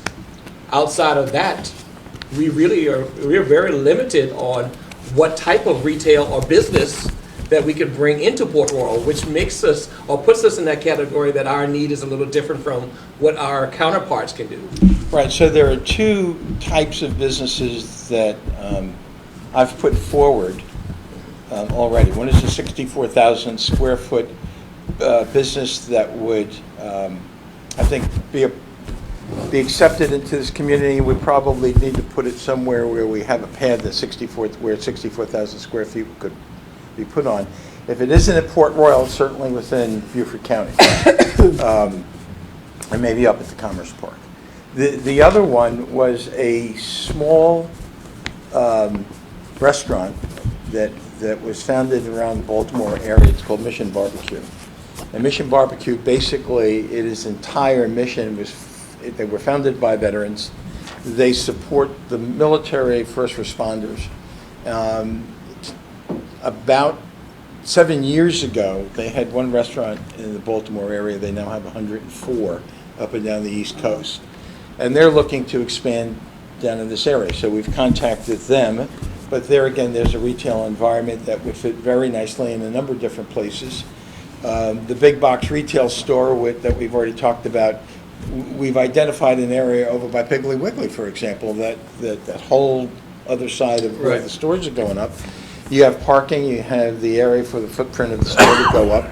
But we have to find out again, through these various trade analysis, is do we have either the client base that would visit various types of stores, and B, do we have a workforce that we could put in that store that would succeed, right? So, I mean, we're not going to stick a Bloomingdale's in there and expect that that's going to work. Not that I'm picking on Bloomingdale's, but there's going to be those stores that fit in that type of environment. There are going to be those type of retail businesses that just won't work in this community at all. So, and that we have to find out. I mean, there's a software that we were talking about yesterday at the meeting that literally could pinpoint an area within Port Royal and then pinpoint the type of retail that would fit into this area. John O'Toole was talking about the price of the software, and so I volunteered Port Royal to be the beta site for that software when it gets it. Nice. So we'll see what happens. I think, you're right, the retail commercial, and I'll use yes, both, retail commercial. Retail commercial, when we say retail, we're really talking retail slash commercial, yes. Rather than manufacturing, which was the focus early on with a lot of the economic. And I could see, the neighboring communities, some of them are in the same ballpark we are. Right. They have retail commercial, they don't need manufacturing, and they need to do that. And I appreciate your diligence on keeping this subject in front of the Economic Development Board and having them look at it deep enough. Boards are what boards are. They're, if the whole board comes on board, that would be great. If the majority of the board comes on board, that still suffices our need and to get us there. I think they've done a great job for Port Royal. In no way are we saying, I mean, you look at the investment like you talked about, a $9 million investment that cost us about $100,000. State kicked in about $1.8 million to get that investment down here, so they see that Port Royal is a great place to invest some of their dollars in to bring businesses here. But I think we're so limited on whether or not others of those opportunities exist, where we really would like to focus a little different, and you're doing a really good job of keeping that. We're here to support you in that way, and we'll see where we go. I love the way you're doing it with the market analysis. I think that's a great approach. Well, just two other things real quick. One is that the board was considering a consulting group called Convergent, that I think sponsored a meeting a few weeks ago. And the idea for Convergent was to raise private funds to support economic development within the county. They presented 3 or 4 different times, and at the last board meeting, they showed up with a contract for their program to be implemented in the community. One of the things that bothered me was that the way that it works, it's a 5-year plan, and over the course of 5 years, various investors would commit to a certain amount of investment over a certain period of time. The issue that I had is in year 1, it's a negative investment, meaning that regardless of 100% participation pays, the fees for developing the program were greater than the receipt of the investments. So that just didn't make sense for me. The other thing, too, is they didn't factor in the default over years 2, 3, 4, and 5 and how that would affect us. Their initial investment might have been, the initial amount that they talked about raising was about $3 million, and then in the final analysis, they lowered that to $800,000 to $1 million. So I asked the question was, what kind of a needle does that type of funding over 5 years really move? I mean, so if you look at $800,000 divided by 4, that's $200,000 over 5 years for Port Royal. And I made the comment, Mayor Murray was sitting next to me, that we probably do more of that in parking and fines and penalties. And Beaufort got $300,000 last year off of parking. So that moves the needle over 5 years when you look at it. So the long story short is that they had the contract on the table expecting it to be signed, and at the end of the conversation, it was unanimously defeated. That's number one. And then number two, I just think is that we've got to stay focused on some of the things that are going on, and your support is critical for me to communicate back to them on some of the things that we're going to do. And so one of the initiatives that I'm taking is that I've identified 5 people on the board that I want to meet on a one-to-one just to get their sense of the things that are going on and whether or not we're really all on the same page, and just get some feedback. So 30-minute one-on-ones with 5 members of the board. Sounds like you're doing a great job, and we thank you. Kevin? Okay, just real quick. So you want them to do a retail trade analysis for the county? No, for Port Royal. Just the Port. So it goes both ways. We could look at it for the county, but the county isn't really all that excited about retail and commercial the way that we are. So I wanted to narrow that in so that we could look at a retail trade area within Port Royal and then overlay that with the workforce analysis so that when we identify the type of retail that fits within our community, we could at least make sure that we've got the workforce to put in front of it. And some of the information that we've got so far suggests that we don't. Any idea of how much one of those costs? Well, no, but we have some. We may be, Yeah. the thing that Brooke and I are participating in, we may be providing that For them. tool to Greg and the board, and then John could use that in his whatever potential recruiting efforts to address what that retail void is. So if we are selected for that beta site with this pin drop, then all of that, just look at, if you kind of look at it multidimensionally, in that there's a workforce analysis, there is a retail trade analysis, then there is this pin drop, and the other piece of it is when you put it all together, again, what are we targeting, and is it the right target profile for this area? And I just get the sense right now that I don't think anybody knows how we go and find a business to attract to Port Royal. I mean, they're there, but I'm not sure how they go out and get them. I don't think anybody on the board is, and that's one of the reasons why we're talking about it. How do we do that? What's the metrics? What's the profile? When I've asked some of our neighboring communities, how are you getting these businesses? They're not doing anything. Yeah. It's really the commercial real estate market that's doing it, and commercial real estate does not look at Port Royal. No. We have Right. not been able to get them to say, you know, it's businesses coming to a commercial marketer saying, I'm looking for a piece of property, and those commercial real estates are not taking them to our town. And that's the pieces that we're slowly working on.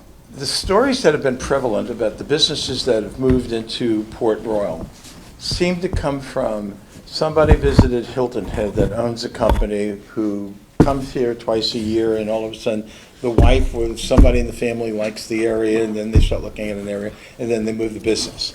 That's not what we want to do. I mean, that's nice, but if we want to really look at the bridge to Burger King and look at what that task force is going to be looking at, we need to have in front of us the type of businesses that work in that type of review.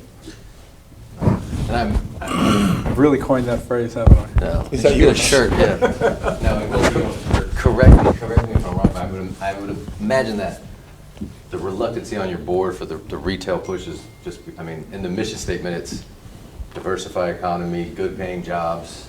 And so it's like, you know, 100 retail jobs sounds good, but $12 an hour, where are those people gonna live? And then that ties into your affordable housing problem, and Yeah. you know, I would imagine that's some of the So issues. those are the issues on one side, and on the other side, we sat there and said, if we look at becoming a new hub for back office production, call centers. Call centers are anywhere from 50 to 200 people, all right? So look at it another way, that's at 200, you need 1,400 potential employees with the skill set to staff that operation. If you had 5 call centers in this area, because we've got the infrastructure, we have the facilities, the space, all of that, you're talking about thousands of jobs versus 26 that come in with a small business. So the idea is that every time you look at 1,000 jobs, you look at the tax implication, you look at the revenue implication to all of the stores surrounding it, the affordable housing, the rents, everything that goes along with that. But I'm kind of, the way that I'm looking at this is how do you move the needle? And I keep going back to that. And it was one of the reasons why that private equity, the private investor concept didn't really make sense, because I asked the question, if we're at 100% successful and they raise $800,000, and each of the 4 communities wants a piece of the $800,000, that's $200,000 over 5 years. I could raise that now. What do you do with it? We could do that out of our budget if we want. Exactly. So how do you move the needle to 3 million, 5 million, 10 million? How do you do that? And there's other ways, there are other options that we have, and that's one of the things I'm raising when we have these discussions, is look at the solution differently than just $80,000 a year. Man, is Old Sky City, is that in Port Royal? Is that on the outskirts? Nope. That's on the outskirts. Nope. Opportunity to repurpose the building there, get in northern Beaufort County. Been as Darrell mentioned, all up and down 170, that corridor out there. Yeah. To me, that's a good opportunity. I mean, I sit here, I hear retail, I think Costco, Target, Trader Joe's, Home Depot, whatever, you know, but I don't know. I'm not gonna, that's just. I mean, what about a sporting goods store? Right. True. I mean, there's Cabela's, there's Bass Pro, there's Academy, Dick's Sporting Goods, something like that, which isn't here. Right. That would make sense, but again, you've got to go back, not only what we want, but whether or not the retailer Right. sees this area Their value in it. as the value and has the ability to support it. Yeah. So that's why the 45-minute drive from Port Royal, north and south, that's Well, the position that we took. You look at what's happening, about to happen across the street from Walmart. Yeah. That's with Aldi's and all the other stores, Old Navy and so forth that's coming in. You know, well, evidently those corporations see that there is a need for those types of establishment because they're coming. Right. And and in regards to workers also, do we have the workers? Well, a lot of these people that's passing through Port Royal and leaving Port Royal are going to work at those type of establishments over in Bluffton, Hilton Head. Well, that's the key. I mean, we're in there, you know, we're in that draw zone for employees and, Yes. and for employees and for people to patronize their business. What's the difference if it moves 2.5 miles into our boundary? Fire service is right there. Brands follow Fire brands. service, right there. You got a fire department right there already set, but ISO Yes. rating 1, that's attractive to me. I mean, I would think. All of the things that are attractive to businesses moving into this area, I think, are there for the most part. Where on the scale of 1 to 10 they are Right. may be different. But I think the biggest issue that we have right now is, do we have a workforce skilled in the type of businesses that we're going after? And if we don't, how do we get them here? What type of business? It's trip counts and demographics. Well, Trip counts. everywhere we talk, we keep hearing about our affordable housing crisis, and so I do think that's an element of it is, can people live, I mean, is it, you know, can they live off these jobs that we're talking about? And that was another Because topic. if not, then that affordable housing issue just becomes worse and worse Right. and worse and worse. And that topic came up yesterday, as you Yes. recall, as well, right? So do we have affordable housing, or do we have workforce housing? Right? So there's the different ways that they were describing that. And I've always said, I don't think, I could be wrong. I'm glad for new restaurants open in town, but people don't move here to work at that restaurant. Right. They leave That's one right. job and go to another job. That's right. So That's now right. you've created a void over here. They're just moving from here to there. It's not like I'm going to move to Port Royal because they opened up whatever. Restaurant. Call center jobs have annual incomes between $45,000 and $75,000 a year, depending whether or not you're a supervisor, you're a manager. But there's a concentration of employees, Right. right? So this isn't where you have 10 people in a phone booth dialing a number or answering customer service calls. If you develop that hub, Houston, Texas is a hub, Atlanta, Georgia is a hub, all through the country, then you got companies that will move to that area because the mix of employees and the availability of workforce is there. And so if, you know, it isn't difficult to get somebody, obviously can speak English, I guess, if it's an English-speaking company, but I mean, those are the kind of things that you got to deal with. Well, you think about it, many people that go to Hilton Head and Bluffton to work all the time. And you know, if we say we had a sporting goods store, look at all the schools with the sports, look at the runners, look at the bikers, look at the military. You could support something like that. People have to go everywhere else to get it. Golfers. I mean, we have everything that a sporting goods store would want people to be able to have. You know, Where's they the supply it. closest sporting goods store from us right now? Bluffton. Dick's Sporting Goods, probably. Amazon. Yeah. Right. Amazon. Amazon, but think that the other box My store best is in friend. Savannah. My phone. Yeah. Well, Right? Best Pro guess Shop. who's building brick and mortar stores? Yeah. Amazon. Amazon. Yeah.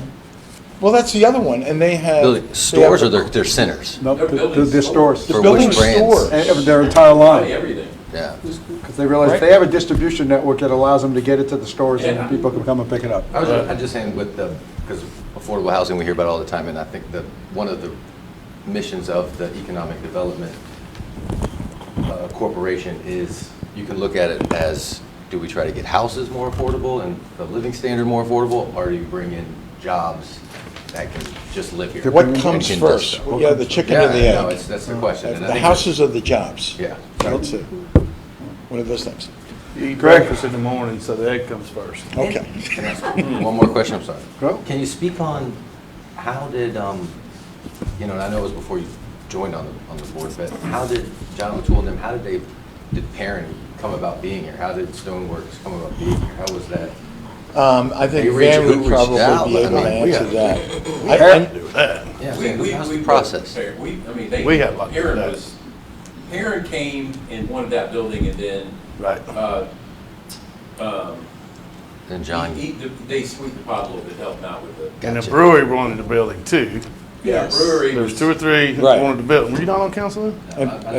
And Yeah, Parks and Rec- Stoneworks was they really were instrumental in that one. Stoneworks honestly started because the airport needed the property and they had to move, and then the Beaufort County Economic Development Right. Board knew that. They went to Stoneworks, and then there was the conversation about, well, do we leave the island? And then the property became available, and they did help with some funding to make that happen. Parham Woodward, Parham had reached out, from my understanding, Parham had reached out, and Charlie said, hey, there's a nice little building down in Port Royal you might want to take a look at, and they came and take a look at it, and they kind of worked that one on their own. But again, they came in from Charleston. Right. A little different than that. Yeah, well, I'm hearing different things. I'm hearing different things. But they're here. They're here, And we're and thankful. they're great neighbors. Right. They're I great was asking neighbors. to go to yours, when you asked, like, you just said, like, I don't know if there's a process for how to get businesses here. So I was just asking, how did those get here? And it's just like, each one's got its own little unique story. Right, but I've got It's not a system. the approach from an analytical perspective is that, for example, SIC codes would tell you what kind of companies they are. So if we're looking for aerospace companies to come into the county, there's a way to identify an aerospace company, its revenue, its employees, all of the type of data that we would want to know so that we could reach out to a very specific population of companies and commercial businesses that are in that sector. So that if that's what we're looking for, there's a way to approach that. There's a way then to itemize those companies, and there's a way to measure whether or not we succeed in attracting them. Right now, that doesn't exist. So all I'm saying is, how do we get from A to B when you don't know what B looks like? Or A. Right. So Workforce is going to be a challenge. It can be done. I face it every day. It can be done. Yeah. It can be done. I think the cybersecurity initiative is really good because it's right now it's an 8-year initiative, but there's some really good people that are involved in pulling that together. We have the presidents and chancellors and superintendents of the education system. They're all part of it. They've all been part of our meetings to identify what we need to do. And so we brought in some outside folks to help with that conversation as well. And I almost think, to your, I don't know, the $12 an hour guys, I almost think the companies you want to look at their culture. Because in my opinion, the culture is the soul of an organization. And if you bring in companies with good cultures, you're going to start attracting good people. I sell my company. We're an ESOP. We're an employee-owned company. Right. Where else can you go and be part of an employee-owned company? That's a pretty big deal. But again, that too, I mean, if you're bringing in a particular kind of sector where you don't need to be a master's, have a master's degree in science to basically be a customer service agent, and you can be trained by that organization. The other incentive is the state will pay to train those people for 90 days. Right? So we have incentives to offer them, and we have jobs to offer them, but we just need to bring the employers in here and their culture, good, solid culture to develop and grow those businesses. Yeah. I mean, look at. I think of Chick-fil-A. Look at that culture. I know. Look at that. Look what they do. And they smile. And they don't mess your order up. Right. How can I serve you? Do you ever see the line on Chick-fil-A? Oh, yeah, we know the line. Greg, thank you very much. And they do it in 6 days. Chick-fil-A, they do it in 6 days. You're welcome. Thank you. They closed them some. That's what I'm saying. Good question. Discussion, We'll put it on the list. That's a whole Greg, thank other you. franchise culture that is very different than Very most. different. Contracts can't have them so close to each other. I will say the slide, like, those are pretty impressive. John, Park and Recs. Mr. Mayor, town council members, staff, record, John Hazel, Chairman of the Parks and Rec Commission. You guys have been at this for about 7.5 hours. So, and I'm probably the last thing standing in your way. Of that door right there. Right. I'm enjoying your weekend. So, We asked for this. I know. Yeah. We ran for this. You ran for this. Careful what you ask for. So, like I said, Parks and Rec Commission, myself, Lynn Day, Michael Marrow, Charlotte Murray, and now Karen Nederson, who's just been appointed to the Parks and Rec Commission, make up the Parks and Rec Commission. Under our purview, we have the Cypress Wetlands, the Live Oaks Park, Lenore Park, John Parker Park, the Mariner Park, Naval Heritage Park with the skate park, the Traveling Buoy, and the Sands Beach. I came on board in April, and since then, we've been compiling a maintenance list on every park that gets submitted to VAN. Lynn came up with a separate maintenance list that doesn't need to be approved in the minutes, so we can get the maintenance requests submitted in a more timely fashion.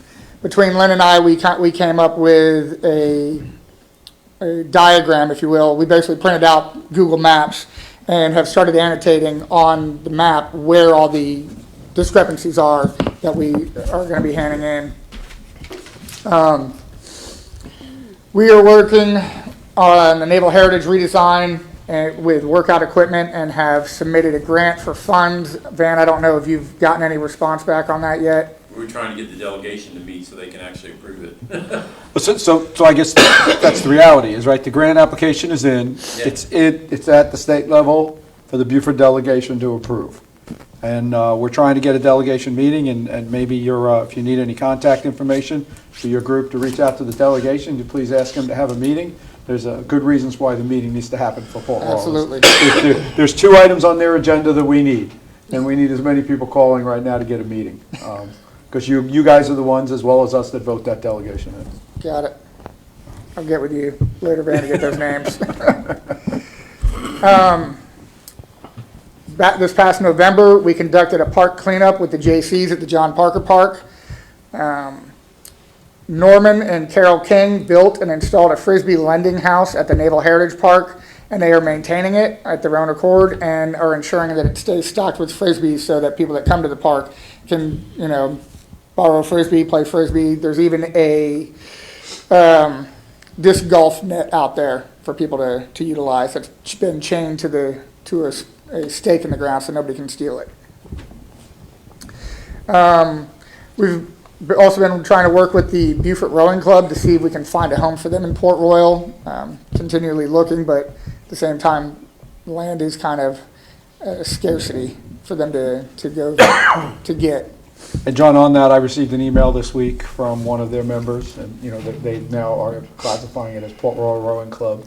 Nice. They're pushing everything they can to Right. push us to get that rowing club here. Asking again from our perspective how we could help, and of course I told them, after we cleared the shrimp dock, before that would be, and we'll put them in touch with the Safe Harbor Group, and I'll keep you in that loop. I didn't know they were talking to you as well, so from here on out, I'll add you to any communication with that group. Okay, thank you. So that you know that.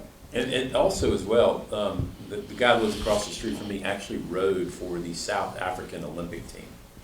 And so he is incredibly well connected in rowing now in the Southeast beyond all types of rowing, and still rows competitively. Fascinating guy, really fascinating guy. So get him in the put them in contact together. Yeah. And then most recently, the Cub Scouts did a beach cleanup last week at the Sands Beach. So that was nice. That's cool. One of the reasons why I asked it, well, not one of the reasons, but the reason why I kind of asked to be here or to put on your radar was a reevaluation of the Parks Commission.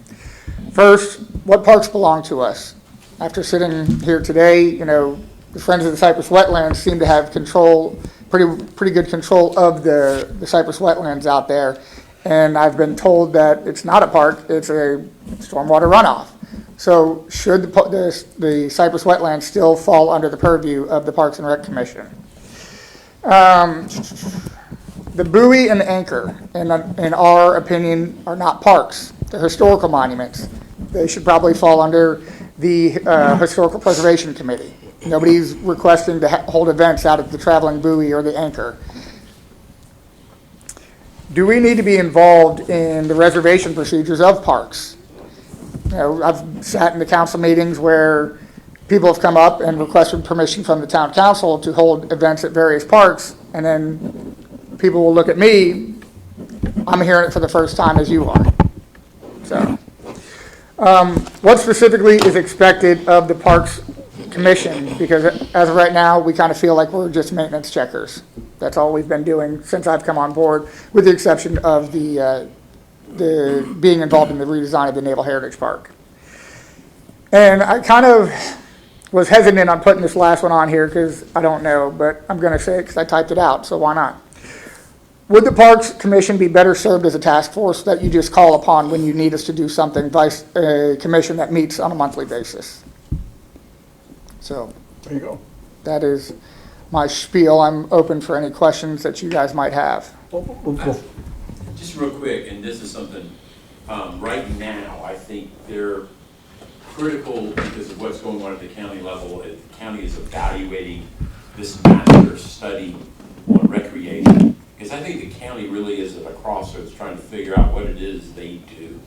And I think that his group should be the tip of the spear on how we interface and get our opinions out regarding recreation, and what we should be doing. Because, you know, we all have our personal experiences with PALS, which is now Parks and Rec. And let's be frank, we've been dissatisfied. So I think this right now could be particularly important for this group. Yeah, I think that's one. First of all, thank you for you and your team and the time and willing to work and work on these commissions. And we understand that sometimes we can lose a little bit of direction. And I think we're at the point now that direction needs to change. When Parks and Rec was put in place, and not when it was put in place, but last time it was updated and the list of parks were put on there, Cypress Wetland, Friends of the Cypress Wetlands didn't exist. So you put it somewhere. Now is the time to move that. I think it's great. I think the idea of talking about Anchor Park and the Romy Bowie Park, again, those are great conversations that we need to have and hearing from you. I think what is it that we are asking you to do? I think we are at a little bit of a crossroads. We know that the county task force is getting started. How do we get you interjected in that? And then, in my opinion, the next thing is really, we're going to be designing a couple of parks coming up that's going to start real soon. Right, out there. That's where Parks and Rec, I would rather turn it over to a citizens committee with, if we bring an engineer on board and say, go. I mean, you're getting, you may be a little bit into maintenance because you may be in a little bit of the bottom of the hole of the work to be done right now, or the bottom of a bell curve. But careful, John, because we're getting ready to have $400,000 to spend on one. If the TIF goes the way we think it's going to go, that's first dollars. We're going to have a second park here. And what you're doing at the Naval Heritage Park right now, I think it's going to roll out. And then the other thing we have to decide, and this council is going to have to make a decision, when the Spanish Moss Trail, and again, there'll be a little bit of a conflict here between the Friends, but that's a linear park we will own. Yeah. That different than what it is through the city of Beaufort and what it is through the county. Yes.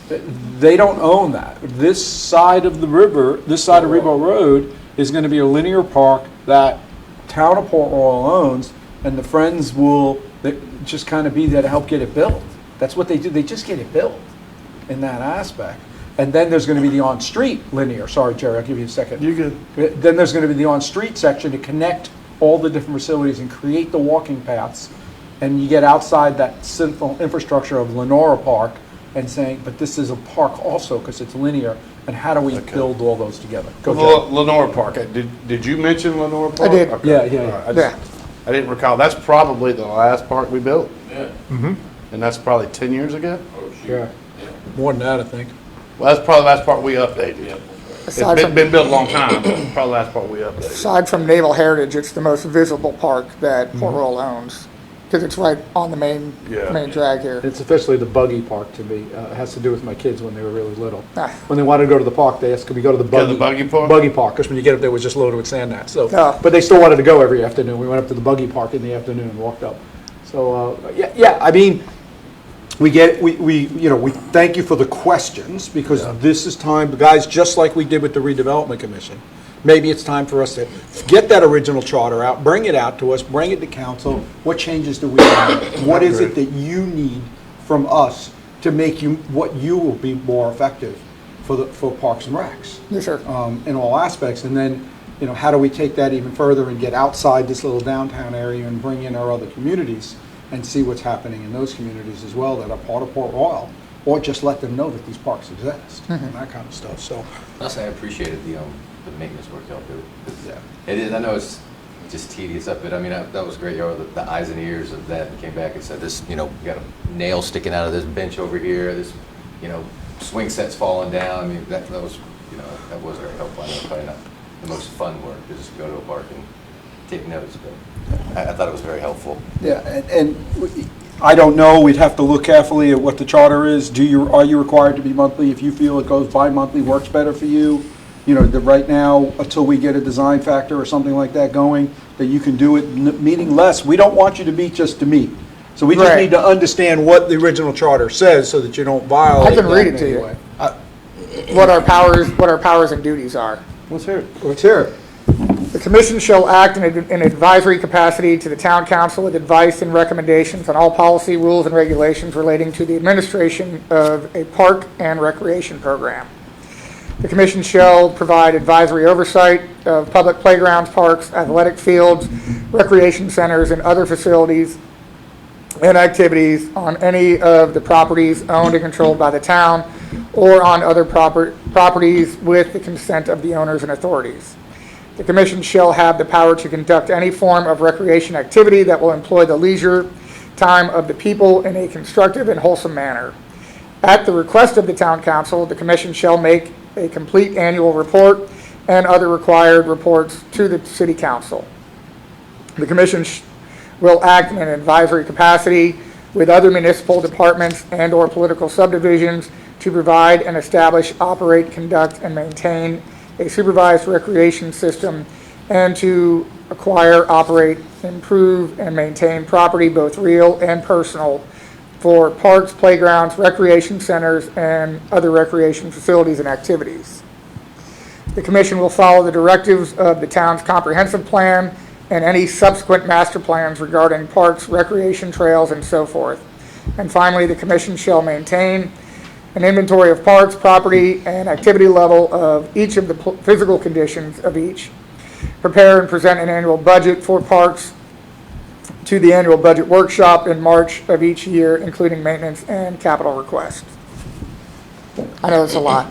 No, that sounds perfect for when you're talking about new parks that are coming online. I mean, Yeah, that's- everything's in there, and it definitely sounds like it was grabbed from possibly the county. Who knows all those years ago, yeah. I think that's the perfect thing that we need to take on and say, what do you think it should read? Where do you want to change it? Let's get a copy to us and say, what do we think? And create a document now that fits what we need. We don't have really recreation. I mean, we have parks, but we're not going to run a kids' league. Or maybe we will. Maybe that's something we decide, and that's what we got to think about. Jerry, you want to... You touched kind of, you touched a little bit on booking of the park. I think that's a function of town hall. Okay. Because it's, in my opinion, this is a central location, this is a public building. Yes. People can come in here between this time and this time and book that park. Right. I think it's probably good that you know what's going on in the Yes. park. Right. I think there needs to be some awareness there. I'm going to just throw this out there, and I know the audience that I'm speaking to, I think from time to time, you got to review the fee structure of the parks. Well, it's time. I think we should do that, and I think You that's... know? Those are, and then do comparisons with other like-sized municipality parks, regionally, whatever. I don't know. I'm not, that's kind of what I think. How long have you been? Since April. April. Short. Because they brought a new schedule to us not too long ago, right? It's over two... I know. It's over 2 years. I know you did. That's what I said. It's over 2 years. I talked to City of Beaufort, I talked to Bluffton, I talked to Hilton Head, I got all of their rates, everything, put everything together, it was shot down, I've got all those notes, I would be happy to share. with you. Share with John. Share with John. It's over 2 years. It's time to take another look at that. Take a look And at it. It's not gonna hurt. Right, and I think, Jerry, your statement is right. We should also be staff in this situation. We should be submitting to you on your meetings, here's everything scheduled in our parks for the Yes. next month.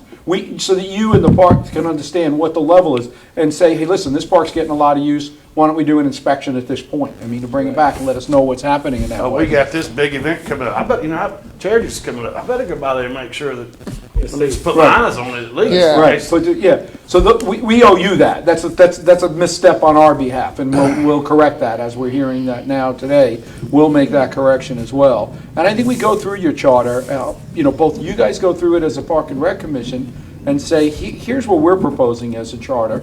knowing what it is that we need to do. But whatever you do, don't drop out the design of being involved in the design of building new parks. Right. Because you got a couple coming your way. That we certainly, instead of we don't want to put together another citizens community to look at this park. We want to use the existing citizens community to do that. No, then we would pair them with the landscape architect. And then put them with a landscape architect that knows what's going on, and you know what's happening in that way. So those are some things that we can do, John, and we want to keep going on that. It's interesting about preparing a budget that's in there. And, you know, I don't know that I ever remember in the last 2 budget cycles that I've been involved with that here was a recommendation Parks and Recs on budgets. Right. We did have the one on the sands.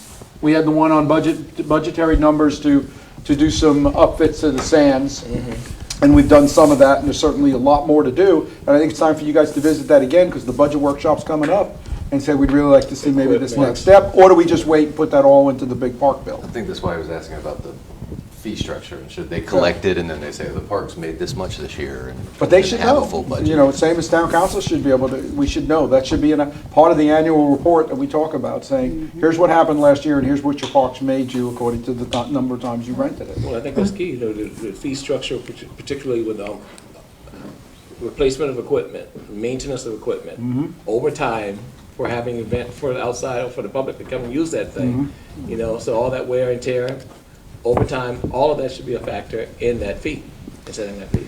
And years ago, when the Parks and Recs originally started, and Mr. Parker was one of the original people.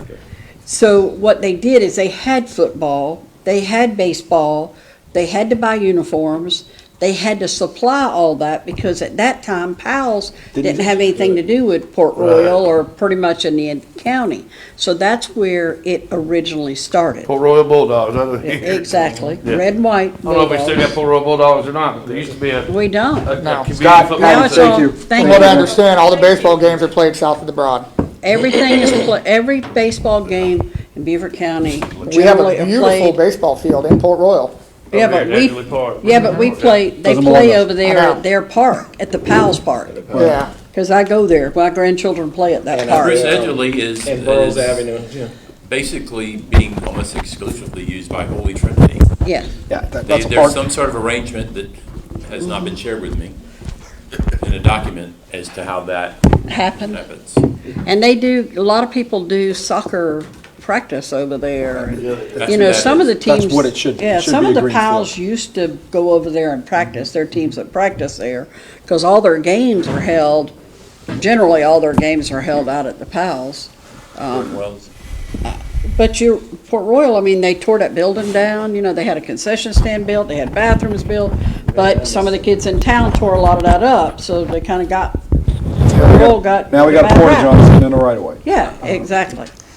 But that's a great park. I mean, One of my head, you just said. and y'all all know that park got named for the Bruce Edgerly Park, because our boy was pitching and the ball hit him in the chest and killed him right there that day. He collapsed on the ball field. His daddy, his mama was in the fire department, fire Don department. and Linda Edgeland. Yep.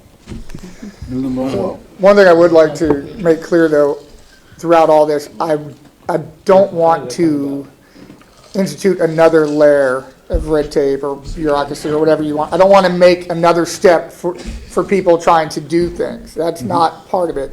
I either want to know, should I be involved in the conversation or just be told that this is happening? Right. Right. Well, I think you certainly should know the activity levels going on in the parks that we've asked you to kind of monitor, and that's something we'll correct. I think a good next step is you guys sit down, take a look at that, and tell us what makes no sense in that current mission, what you think needs to be changed in that. I think you hear clearly that we're going to keep reservations here in-house. I think that's where it needs to be for collecting money purposes and Absolutely. accounting purposes and all that other stuff. And I don't want money. great place for it to be is right here. Yeah. But we've got to let you know what's happening in that. And let us take some of the things that you said and think about it. And I think we're going to have to bring it a workshop, bring this back together. Yeah, I mean, we talked today, the ladies are doing the second and fourth, the craft market. That's in the park. That's in a park. That's in a park. But it's not, yeah. It's Live Oak Park, right? Yeah, that's right. They're They should be paying rent, and what rent should they? Well, I know, but I mean, Yeah. he needs to be aware of those kind of things. Oh, the second and the Absolutely, I fourth agree with Saturday, it. you've got a craft market that comes to Live Oak Park. Right. It's in the park. Right. I mean, I don't know. I think We gotta need do to better. redo that whole thing. You're the guy for the job. We We're gotta gonna do bring it better. back, we need to redo it. I'm serious. Because truthfully, what have you done? What have I done? What, as a Parks and Recs Commission? I mean, you've cleaned up 2 parks. We've But cleaned what up I'm the trying to park, say but yeah, is, we've just been what doing have you maintenance done? checks. You Right, really, exactly. you Right. meet, and what do you do? Right, Nothing. that's what he's I want saying. to Yeah, find I out agree what with Van you. said It needs to also, be how did redone. Holy Trinity get that, we didn't know anything about that. But we We- don't, we that's the wouldn't. It's thing, a we don't county own park. it. It's a county park? It's Yeah, it's a county park, we don't own it. We Just don't like own the that. one It's a in county Shell park. Point. Trust me, I have There's a tried park in to Shell get that Point park we don't turned own. over We to used to play us. soccer over there. I tried hard to get that park turned over. Yeah, I'm not saying bad about you. Oh, no, I What know. I'm trying No, to no. say is, there's no direction for you. Right. Correct. That's why I said we got to bring this back. I And think, redo that. I think a whole good thing. first start is let them review the document, update it, send it to us, and let's look at it together at a workshop and decide what we want to do. You know something that's neat at some of these parks around here? Are you familiar with geocaches? Yes. There's geocaches. There's a geocache at Anchor Park. There's a geocache on the bench over there at Bruce Edgerly Park.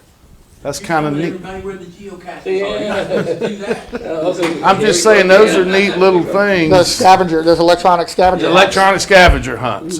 You know, you use your phone, do all that stuff. That was big in I Japan. did not know anything about Yeah, it. You didn't know it? Oh, no. Because I used to do that with my kids. It's kind of neat. Well, I think even didn't if the exist county, like if the park is in the town of Port Royal, the county should have an obligation to let us know so that we don't go and say, "Well, what are y'all doing here?" Listen, we can. Somebody needs to communicate and let us know that they've let Holy Trinity use that park. Not You just need to check Anybody, Anybody. anybody. You Anchor should have some Park. knowledge in The that. lights. The light on the anchor is, There's lights that uplight those oak trees. oh. that need But to again, be is checked. that a park or is it a monument, and we should just give it Well, to that- Public Works? Yep. Okay. What you What'd gonna you do say? there? The lights on the, we have one died, one that somebody damaged, but we fixed uplighting on the second one. There's two oak trees uplight those. There's uplights. But I would It's like to truly see a like monument, it isn't a park. Yeah, Yeah. yeah, I would too. Yeah. Yeah. Well, I think that, first of all, So, what do you we want? need to, Van, get a copy of that Yeah, circulate. group and see what parks, This- and let this- us you look don't get at it and involved see in what this. we need to Right. update in that Need system. to. Yeah. That's something we need to do. We got a copy of it, we need to have it sent to us and let's look at it and see what we can do, All make right. some changes. We're gonna keep this conversation going. Yes, sir. Helpful? Yes. Yeah, thank we you. don't, and we don't mind any, edits that you think are there, and we'll take it. We're gonna come up with a new one, just like we did on the other. And we're gonna get you moving in a solid direction. We thank you what you're doing at the Naval Heritage. Hope we get, remember, we get the grant, then the work starts. And then like the mayor said, give us a job description. Give us a description of you and your board work on that. Okay. And there was nothing in there that said the frequency is monthly. Right. That was one of the things I heard right off the bat. So right now, if you think you're at a point that you guys can meet every other month, hey, listen, that's something you decide in a meeting, you make a vote, here's our schedule for next year, and move it on. Just let us know what that is, and we'll get that, let us know what that is. Kevin, you're the rep there, right? Yep. Kevin will pass it on and let us know that this is what they decided. We don't want you to meet just to meet. We want us. Because like you said, that is very frustrating. I've been to a few where they get together and everybody gets in there just like, all right. What are we doing next? Yeah. The first And they meeting, show where up they and- could chair, I'm like, oh wow, how'd that happen? Yeah. They Yeah. just- I remember this meeting. I don't know, that was the chair, yeah. Yeah. John always shows up and they said, but yes, you don't want people just. No, so wasting their time let's meeting. look at that really hard and to do what's right. We know we've got some parks that are gonna be coming up. As soon as we have some funds that we can hire a landscape architect and we get the property boundaries on those, That'd be exciting. that's gonna be an exciting time for you guys. Awesome. Yeah. That's gonna be an exciting time for you guys. John, thank you, Commission, very much for Absolutely. what they're Thank you, doing, brother. and we'll see you soon. Yes, sir. Appreciate you being We here. heard you loud and clear, and I hope you heard us. Yes, sir. Yes. All right, guys, miscellaneous. I got 2 or 3 things. Start at your end of the table, we'll All work right. our way down. Kevin kind of talked about it earlier. It was on my list. At some point, we've got there. Affordable housing, deserves a conversation. Affordable, attainable, workforce housing, whatever it is. I just want to have more discussion on that. I know we've thrown in with the county. I know there's initiatives, et cetera. Yeah. I want to make sure that we continue to talk about that. And just real quick, y'all have about $60,000 or $70,000 sitting in a housing account right now. Nice. Yeah, sure. Have we, the county, Yeah, we contributed to that. their housing, but the new thing they're trying to do with the presentation about their housing trust. We haven't had it yet. And, okay, because Yeah. they haven't given that presentation. Not to I know us. they gave it to the city of Beaufort, where they're trying to get some percentage of all ARPA funds, and all that. But that hasn't been collected or? Correct. Okay. They don't want us involved in it. So Loco has had their kind of presentation. Right, right. That has not rolled over to us. So affordable housing needs to Okay. be higher on the list. Secondly, and this is just kind of directed at council, so everybody look at me. I challenge each and every one of you to complete your MASC courses so we can all graduate, so that when we go to our next meeting and they said, these towns who have 100% graduation rate, Port Royal will be on that list. That prepares us to do better jobs. That prepares us to understand better. That prepares us to serve Stick my better. chest out. It's very beneficial. Everybody, I challenge you all. And then lastly, you probably said it in a meeting, and I just don't recall, where are we at on Pinckney Porter Chapel? I think we did talk. Go ahead, Ben, because I think we did. I've got the sign installed. The National Park Service is working on the displays, and we still need to plan an event. Well, we can't contact anybody. Right. Let's just do it. Let's just go If ahead. we want to have our own Let's just event do it. without them, we can do that. There's We'll some call locals- Nancy Mason's office, we'll call our legislative delegation. That's it. That's But all there we are can some do. local members that were in there, we can reach out to them. I'm sorry, we can't reach the family, we can't just put it on hold. Chip but- Campson wants to be there. Right, let's I mean, reach we out need to to those just people. do it. Then that's fine. Move forward. That's fine. We'll do that. There were some local members that still But we exist. tried. I know. Yeah. Okay. It Let's hasn't just been do from it. lack of effort, and I get it, but I just want to make sure that doesn't fall off the, that's all I got. I think it's a very successful retreat. Thank you. That's all I got. Kevin? No, I thought it was, covered a lot. I just want to make sure everybody, we were clear and staff kind of, I mean, marching orders is forward, because we talked about a lot of money today. There's the capital penny projects that they're discussing, there's the impact capital list, and then there's the, then the $3 million in borrowing that we talked about. Right. Bond, penny, impact, ARPA. ARPA, and I just did, we That's- kind of, That's your 4 pots right now we're working with. it's a lot of money, it's more money than I think this town's seen in a while. So I just want to make sure everybody was clear and we kind of got marching orders, and if not. We know what the priorities are. Okay. Good. Good. Yeah, that's like I said, I just want to make sure, that there's clear. It's an everyone's entire on the same budget page. year of money available to spend on capital projects. Let's get Jeff a truck. Let's get He's Jeff gonna a get one, truck. she's gonna I get just one. don't. Why does No, Jeff but have to why get a does used Jeff truck? have to get a used I have truck? it down. I like that too. I have it down. You know, I thought that same thing. Okay, I'm gonna give you my hand-me-downs again. I'm gonna give you my handy-down. I know he works for sanitation, but let's get him a new truck. I mean, I just feel like all he ever gets, and he's the most complimented employee in our town, and we give him all the used, give him the one that's gonna break down in 6 months and figure out how you gonna fix it. The truck that Jerry drives is a nice truck. That's Jerry. Jerry's truck. What? All right, is Mary that- Beth, besides getting Jeff a truck, you got anything else you want to add? No, 'cause my opinion don't count. I'm done. No, your opinion No, does I good, don't. right? I agree with you. I think we all kind of reacted when it's like, he's getting another used truck. Well, I kind of I'm gonna tell you the truth. I'm kind of disappointed in the Historic Port Royal Foundation. It's like, they get mad with us, we do this, and then they get mad with us with that, and then they want more money. And I like the Historic Port Royal Foundation. And you can be a member, but guess what? You can't say you're not a member, because we can't be members because we're on council. But the problem is that if you got people that are wanting to volunteer and help you, and you do a whole lot of work, and then you blow them off, I have a problem. And so I've been mad ever since. So we need to get a clarification on that. Is there, and we need to ask, I think Charlie Baranos replied to this once before, but I'd love to see it in writing. Is there a conflict of interest if I'm a member of the Port Royal Foundation and then voting on the budget to give them money. It is a conflict of interest and it's an ethical violation. I am a member of all three. You know, the Because- Spanish Moss Trail, but we haven't given any So money, if but we you- could be on the next thing. Participate. And I brought this up to Joe and I think Daryl and maybe y'all too, but according to the ethics, if we are if we're a member of something and we are making a decision to give them More money, money. it could be strewed as a conflict of interest based on us being a member, and we're gonna give our own self money to that organization because we might only belong to one organization instead of 3 organizations. Is that not correct, Van?